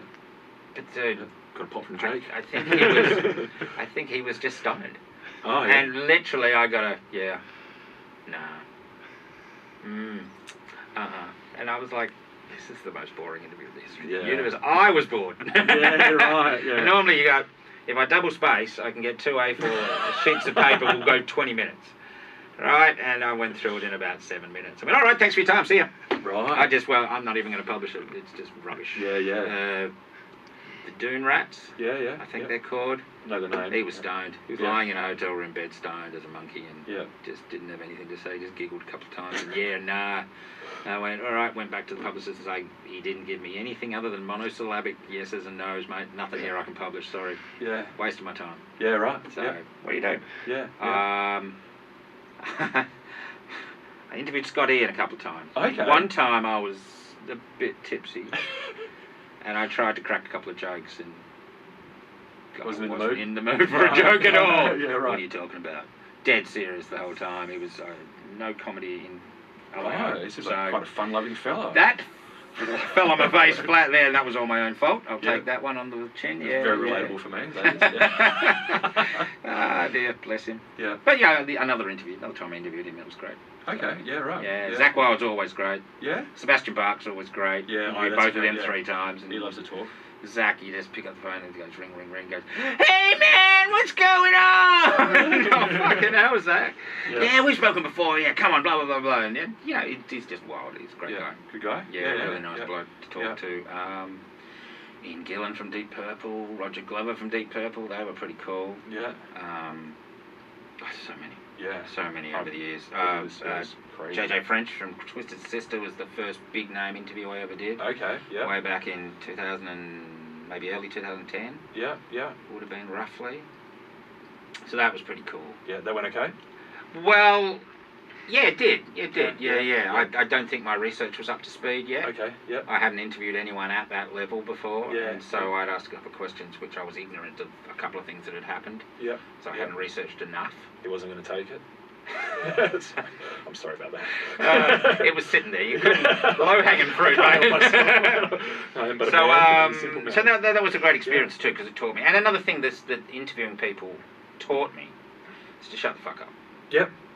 Because when you start doing interviews, you may well have experienced this as well. When you start doing interviews, you treat them as a conversation, and you very quickly realise these guys, you know, anyone reading this isn't interested in what I have to say to the greater extent. So you kind of just have to shut your lips and be quiet. I'm working on it. Let them talk. You're not doing a very good job. I was going to say, you went really quiet there, Ben. Finally, Jake comes on mic and says, give me a kick in the dick. Yeah, so that did teach me a lot. And because I've been doing them since, 2009 pretty much. Yeah. So that's quite a way. So I found that seeps into my conversation with friends now. I'm a lot more quiet, and it's actually a neurodiversity thing where you interrupt people to show a shared experience. So you're showing simpatico with them and everything. So I really had to learn to bite my tongue on that, because, you know, this dude from a heavy metal band isn't really interested in me showing any kind of subtle emotional support for him. He's just fine without me involved, and he just wants to tell his story and advertise his tour. Yeah, and go to the next interview. Exactly. Yeah. So especially when they're asked, similar questions. So I try really hard not to ask the same questions as everyone else are going to ask as well. You have to ask some. That's tough though. Yeah, and it's really interesting, because if someone's doing an interview for their book or their album or their tour, you are obligated to ask questions about that product that they're advertising. And so I generally will talk about that and then slide in my pet questions. Yeah. Be it about rock and roll movies or whatever else, and then try to come back to their topic at the end. Sure. So, because if you go, like I interviewed Don Airy, maybe this year or last year, it would have been very early this year. It was for that big festival that happened in Melbourne, where Deep Purple were advertised, and then they dropped half the lineup because they couldn't afford to do it. Yeah. Can't remember what it was called. No, I've lost it. Yeah. Blue poster. Yeah. So, anyway, so I interviewed Don Airy, and that was great, but I really want to talk about Randy Rhoads. And so about halfway through, I sort of, I don't like talking about him. Sorry about that. Yeah. So, but I will tell you one story, because you've got to be respectful as well. Yeah. But yeah. Yeah. So lots of names. Yeah. It's really cool. Yeah. Must be a bit of a buzz, right? It is, and I wish I could do more of them now, but it's just a matter of, I found that if I wanted to write my own stuff, my books, and to be employed enough to be able to pay the bloody water bill, then I have to assess my priorities. So I had to do that a few years ago. Yeah. Unfortunately. Is chefing your main income these days? Yes, unfortunately, and I don't say that because I don't enjoy it, Yeah. but I say it because I've tried to get out of it so many times. What was that Al Pacino movie? He's like, I tried to get out of the mafia so many times, but it sucks me back in. And that's how it feels. I've left the trade so many times, and like, that's it, I'm throwing all this shit away. I'm never doing it again, and then 6 or 12 months later, I'm back in the game. Yeah. So, and look, I love cooking. I love cooking for people. And once again, there's a lot of dopamine rush involved in that, which is handy. But and it's creative also. It's easy. I love the creativity of it, but I've done it for 30 years, on and off. So. How did it time with your travel? What came first, the travel or the cooking? Was it something you did? The first big travel I did, 92. I was computer support at the main roads department. Okay. I took my long service leave after 7 years. Yep. And took it at 6 months at half pay, and went to England, did a Kentucky tour around Europe, and had a lot of fun, and then came back and went back to work and just realised that I'd changed. I didn't want to do it anymore. So, and the pen pusher who was head of the department sat me down. I'd given a big 3-page letter on why I was leaving, because I'd reached the maximum I could be without a university degree. Okay. And they wouldn't promote me anymore. because I didn't have a degree. They wouldn't do any kind of recognition of on-the-job learning or anything like that, which I was really anti. So he sat me down and didn't pay any attention to a single word I put in this letter, and just go, we've got an option, we don't want you to leave the department, so we suggest you transfer to Port Hedland and work as an accounts clerk for a year or two. And I pissed myself laughing. And I went, oh, you're serious? Yeah, see you, Bob. Got up and walked out. It's like, how could, in what version of this did you think that was a viable alternative, man? So, yeah. So I was glad to be out of that, and then I had some friends working up in Cairns who were dive instructors, and so I went up there and hung out with them and learnt to dive, but realised my sinuses, my ears and everything weren't going to be able to allow me to go deep. So I did a basic course, and that was great fun. And just hung out in a share house with them for 6 months, and ended up by default cooking for most of them, and that's where the seed for that came. Oh, okay. Yeah. Yeah. And that's a transferable skill you found. Did you take that on your further travels? Oh, absolutely. Yeah. Yeah. I got pulled into customs multiple times because I had a roll of knives in my Yeah. luggage. What are you doing with a roll of knives coming across the border into Canada or America? I'm glad they're checking though. Yeah, well, it is. Well, I wouldn't do it now, mate. You know, could you imagine after 9/11 and then more recently? Could you imagine trying to cross the US border with some really sharp knives? I'll tell you a funny story about that. In London, can't remember what year it was. Late 90s probably, and I was working casual as a chef.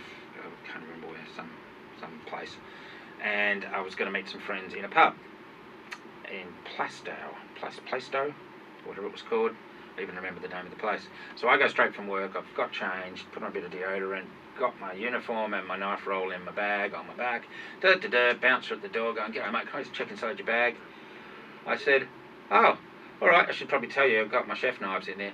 Bob, on the microphone, security everywhere coming in, going, "Take the bag off me." I'm like, "Can I just ask what's happening? My uniform's in there. I've just finished a shift as a chef." "Oh, mate, you wouldn't. Haven't you heard about that? I've never been here before. Never been to this suburb before." Turns out, what had happened, apparently this was a legit, true story. The week before, some guys got into argy-bargy. One of them pulled out a knife, stabbed him in the heart. Oh god. Right in front of the bar, guy drops to the ground, blood going everywhere. Just so happens that on that exact day, there are a bunch of doctors from the hospital down the street that had just finished a course on heart surgery.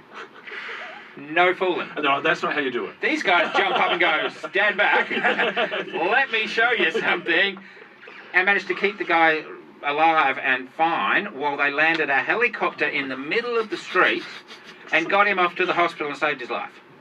So, unsurprisingly, they were a little bit nervous about people walking in with knives. Yeah. Really big, sharp, fuck-off knives. I was like, "Okay, you want to put it behind the bar? I'll grab it on my way out." "Yeah, we'll bring it out to you." Or julienne some carrots for you just to put in the chef. Just bring me a carrot, bring me a carrot. Full on. Yeah, craziness. And, you know, that guy, how lucky is that guy, right? Well, unlucky and lucky, I guess. Oh, yeah. But, you know, if you're going to argy and bargy, you know, you've got to Swings accept the consequences Oh, a little wow. Yeah. Helicopter too. Yeah, crazy. They went mucking Crazy. around then. Yeah. So that was pretty wild. So yeah, so I worked in England. I worked in France for a year. I was head chef of a little place up in Chamonix, which is in Argentière, which is right near Chamonix, right near Mont Blanc. And I was down on one of the Greek islands for 6 months, and went to Canada. I worked there for 6 or so months, and yeah. Do you think you're always going to return to Perth? I guess so. Yeah. Yeah. Yeah. I don't know. Maybe. Feels like home. Yeah, it was always. But I'd always have homesick days. Yeah. Usually just after you break up with someone. Or you've got to a new town, you don't know anyone, so I wish I was home. Yeah. And the weather sucks. Yeah. Most of it. So Yeah. But yeah, no, so I ended up here again. Very informative experience. Oh, absolutely. Yeah. Amazing. Yeah, really fun. Yeah. Really fun. The bad old days, I call them. But Yeah. they weren't all bad, right? Yeah. So, Misadventures, I believe you've referred yes, to them as. yes. Yeah. I also have a hashtag I use occasionally of adventures of a culinary prostitute. And I did a lot of casual work for places that I had no passion to be in. Yeah. And they just go, just make a spaghetti bolognese. I'm like, all right, how do you want it done? Yeah. Oh, what? You don't know how to make spag bol? Of course I do. I could make you 22 different spag bols right now. How do your customers expect it? Yeah. And they're like, oh, good thinking. So, Yeah. you know, everyone does everything differently to everyone everywhere else. And at the moment, do you have creative control over your? Yeah. Colouring I run a prostitution? little. I run a little pop-up restaurant at Okay. the Maylands Sport and Rec Club on Fridays and some Sundays. Okay. Yeah. Which has been going great guns. Yeah. Which is fun. So I just get to write a different menu each week and put it together and try like hell to make a few bucks off it. So making the most of the gilded cage, I guess. Yeah, pretty much. Yeah. You know. And look, I'm working for myself. Yep. So that I don't play well with others. I've learned over the years. My time to do that is my tolerance of people is less than it was. Just a couple of other Okay. sort of more broad and random. Keep pulling out other sheets of paper. I know, it's because I've lost my auto, so yeah, Ah. it's so well organised.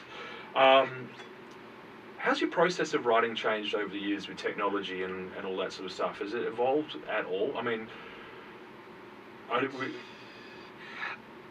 as I said, I initially tried to write a little bit on Mum's typewriter and wasn't allowed to. I never really felt like writing pen to paper okay. because I always, I'm just lazy. Yeah. And then, like, how am I going to edit it? Yeah. Once personal computers came in, that was a game changer. Yeah. You got a word processor there, you can Yeah. go back and edit it the next day or 10 years later. So editing is the key to your process. Yeah, absolutely. I have learnt over the years, as explained earlier, that it Yeah. doesn't matter how shit what you write is. Yeah. The main thing is that you are a good editor. True story. Hemingway always said, write drunk, edit sober. Yeah, right. And And that's edit really it like good you advice. hate it is the other thing I've heard. I don't know. Oh, yeah, no, that's, you know, yeah, you have to be brutal. Yeah. Yeah, the words are my babies. Yeah. Nah, get a machine gun out. Yeah. Kill them all. So, it is what it is. But yeah, no, technology is That's been everything. Yeah, and then it's just the way to disseminate the product, I guess, has changed more That's than anything else. impossible. And that's It's not impossible. Some people can manage it. I have found it impossible. to break I through don't the noise. know how to get heard. I don't know how to find my audience.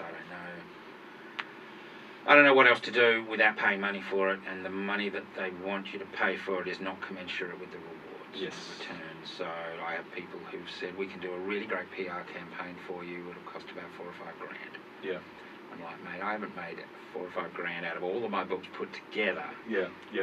So I don't know that that's going to be worthwhile. Oh, Yeah. yeah, but we might be able to get you into a bookstore or two. Yeah, that's sweet. But I've been in a couple of bookstores. Yeah. I might sell 2 or 3 copies of this or that or the other, and so it's a struggle. Yeah. I don't really know how to do that. But there are plenty of gurus who will take your money on the promise of doing it for you, or doing it, or showing you how to do it, and then give you information which leaves you exactly where you were before you paid them. So. Well, the best way to get rich is to run a get rich quick scheme. Yeah, right? exactly. Exactly. Send $20 to this address and I'll That's tell right. you how to become a millionaire. That's right. Yeah. And then do what I did. Yeah, and unfortunately, all creative fields are fraught with these sort of people. Yeah, exactly. And yeah, I mean, luckily it sounds like you're too cynical and proud to fall for this, which is good. Look, I've spent my money over the years on various courses and whatnot, and just found them just a load of old tosh, really. Yeah. But like, I get some consolation knowing that friends of mine who are in the music business also make fuck all. Yes. Yeah. You know. Yeah. So if they're getting, a check from APRA or whatever for $10 every month, or every quarter it might be, then maybe I'm not doing all that bad. Yeah. The latest book sold a bit more, which is great. Yeah. I suppose the key is to do it because you love it, right? Yeah. Which is, I think that Pretty resonates much. with people as well. I think you have to. That took me a long time to learn as well. Yeah. So you kind of equate doing the work equals getting the reward for it. Yeah. But when there's not much of a reward, then you have to find the reward elsewhere. And if that reward is, legacy is a big word to use for something like that. But you know what I mean. I've got the books on a shelf, and you go, I did that. Yeah. No, So I completely see what you mean. that's good. Yeah. I've had. I've luckily a few friends are interested, so they buy a copy, and they've come back and kind of really like that bit, really like this thing, and so that's awesome. Yeah. That really matters. I just saw at random there was another 5-star review on Amazon last week, so like, great, Yeah. Nice. thanks for that. Someone's read it and liked it. Yeah. So Yeah. Oh, look, Awesome. can't ask Thank you. much more than that, really. Yeah, well, exactly. That's So, fantastic. yeah. Yeah. and maybe there's a version of this that at some point that translates into a few more sales if I do a second volume. That's part of why I'm focusing on second volume of this thing. Yeah, that makes sense as well. And that, I mean, the first one doesn't exist in a vacuum. If you do the second one, hopefully the Yeah, and then maybe that'll boost sales of the first one. Yeah, who knows? Here's a random one for you. Mm-hmm. What was the last piece of art that you really enjoyed? Anything? Movie, music, painting, graffiti in the toilet here, anything? I'm watching movies all the time. Yeah? I've just clocked over 301 movies on Letterboxd for this calendar year. Do you sleep? Yeah, not much of No. Not as much as I should. Yeah. I don't know where you find the time for all of this. Oh, but you know, if I'm doing bookkeeping, I'll put on a record or I'll put on a movie. Okay, righto. Yeah. And I'll just be typing in the numbers because it's so mindless I can Yeah. pay attention. Yeah. You know, that's what Tubi's great for that. Yeah, yeah. There's a whole lot of trash on Tubi. Tubi, yeah. It's my go-to for music documentaries. I love it. Yeah. Yeah, but there's some really trashy 80s horror stuff. I rewatched The Class of Newcomb High last week. That was just a classic schlock trauma horror. It's mental. Yeah. Just absolutely stupid. Nothing really blow your hair back that you can think of? Well, like I said, there's so many movies and so many albums, and Nothing particularly jumps I out. was trying to work out what was my top 10 albums of the year, and I was like, I can't remember any new music I've listened to this entire year. But then I started looking a little bit closer at new releases and stuff, and found that I've got 25 or so that I really liked. Yeah, yeah. Couldn't name one off the top of my head right this No, moment. I haven't looked at that a bit. Yeah. So there's been a lot going on with Christmas. But but in terms of art, Yeah. the best art I've seen in the flesh recently, I mentioned going to the Banksy exhibition, and that was amazing. Yeah. We're going to see the Terracotta Warriors on Thursday.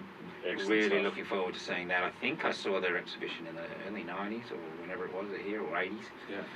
So really looking forward to that. Really, yeah, it's really, really Anything with that, anything that's a bit anarchic, like the Banksy stuff, or Yeah. a bit historical, especially Egyptian stuff, just really fascinates me. So, Yeah, likewise.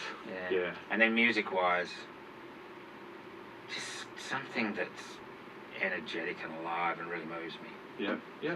So Regardless of genre. I wish I'd been smart enough to actually get a couple of things in my head before I came out here I today. probably could have prepared I'm you on for the that. spot about that now, and I feel like I'm... Not at all. No. I've failed us. I've failed us all. Not at That's all. it. Time to tip the table over. I knew it was going to happen eventually. Well, let's finish off with one. Hopes and dreams for the future, mate.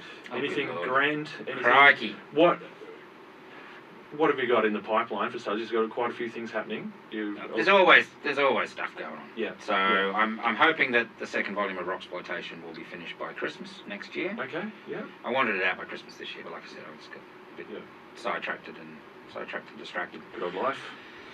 Does have a way of getting in the way.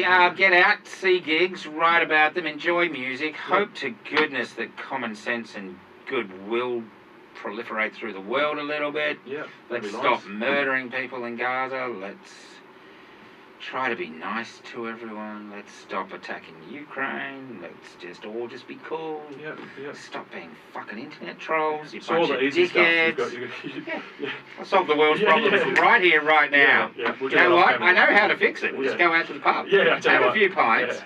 We'll fix the world's I'll problems. point out a lot of problems. I'm not good with solutions, but I'm excellent at telling people what's wrong. Solution's simple. Yeah. Do the right fucking thing. Just be nice. Just be nice to each other. You know, if everyone did that, Yeah. you know, maybe change a regime or two in that country and that one. And that one. Yeah. Those three. Oh, probably that one as well. Yeah. I'm not going to get the ire of the world against me by naming names, but I'm sure you can guess the top four on that list. I think we're on the same page there. Yeah. So, Yeah. But you're happy with your lot in life? Not really. No? No. Would have been nice to have been born to rich parents and been able to achieve a lot more. Would be nice to win 20 million in lotto so I could give half of it away to my friends who were struggling and use the other half to make me not struggle. Can I just say, I think you're being a little bit hard on yourself in terms of achieving more. I think I think we've covered quite a lot in the last hour and a half in terms of achievements. Yeah, but none of it really translates to proper financial success. Fair. I would like I see. to. Yeah. I'd really like to be able to support us. Yep. And when I say us, I mean my close friends. I've got friends who really struggle. Yep. But, I feel like I'm on the poverty line sometimes. We don't have a lot of savings, but I have friends who are a lot worse off than me. If I did win big, I've always said if I did win big, I would be, take 20 grand, go do something, take 50 grand. It'll help. Yeah. How much you got left of your mortgage? Take it. So, we don't need 20 million. 19 and a half would be fine. You squeak past, yeah. Yeah, just scrape in there. But that'd be great. It'd be great to just go. There's that old saying of saying money doesn't buy happiness, and technically it doesn't. But if you have money in the bank, you don't have the pressure of where the hell am I going to find that $500 for that power bill that's going to come up in the next 2 weeks. Yeah. And the phone bill and the water bill and the gas bill and the this and the rental mortgage and everything like that. If everyone had freedom from all of those concerns, happiness isn't too far away from that. Yeah. I get it. The naysayers would say that people would then just sit at home, smoke dope and drink booze. And I'd do that a little bit, not the dope thing. I've always been a drinker rather than anything else. Yeah. But I'd write. Yeah. I'd travel and write. And write about travelling. Yeah. And go see bands. I went to America in 2009, did what I called a rock pilgrimage. Okay. Because Kevin Dubrow from Quiet Riot had passed away. Yeah. And even though they're not a really integral, important band in the history of rock and roll, they were a bridge from that early 80s heavy metal to the hair metal and everything that came afterwards. They sort of strode forward a bit and then got overtaken very, very quickly. Okay. But that album, Metal Health, would bang your head, and the cover of Mama We're All Crazy Now and all that sort of stuff. That was huge at the time, just very briefly. And he passed away, and I thought, I'm missing my chance to see all these guys on my bucket list. So I started planning and did this 5 weeks in America, which was amazing, and saw something like 68 bands or something in that time, which is crazy. I went to Rocklahoma for 4 days. That I counted for about half of those bands. Yeah. But then there was a bunch of other stuff that I'd seen. Loads crossed off my bucket list. Loads not crossed off as well. I wanted to do the same thing again a couple of years later, or go to England and do it, but just never had the funds to really do that. But that was amazing, and I'd love to do that again, except I had grand plans at the time of writing about it and turning that into a book, and that would have been great, but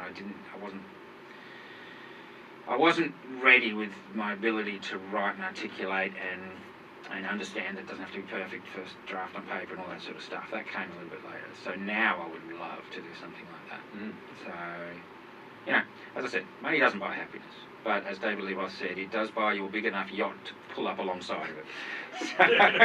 Look, at the very least, it frees up some bandwidth. Absolutely, yeah. If you took that issue off. It takes the stress away. Yeah. That stress really occupies a lot of our time. It does, yeah. Thanks, capitalism. You've done it again. Bastards. The villain is always capitalism. Hate that guy. I think we'll call it there, mate. Wow. I really appreciate your time. Thank you so much. That was an epic little thing, wasn't it? But really good chat, mate. Really appreciate your time. Thanks for coming in. Thanks for having me. Sorry, I didn't bore you too much. Not at all. No.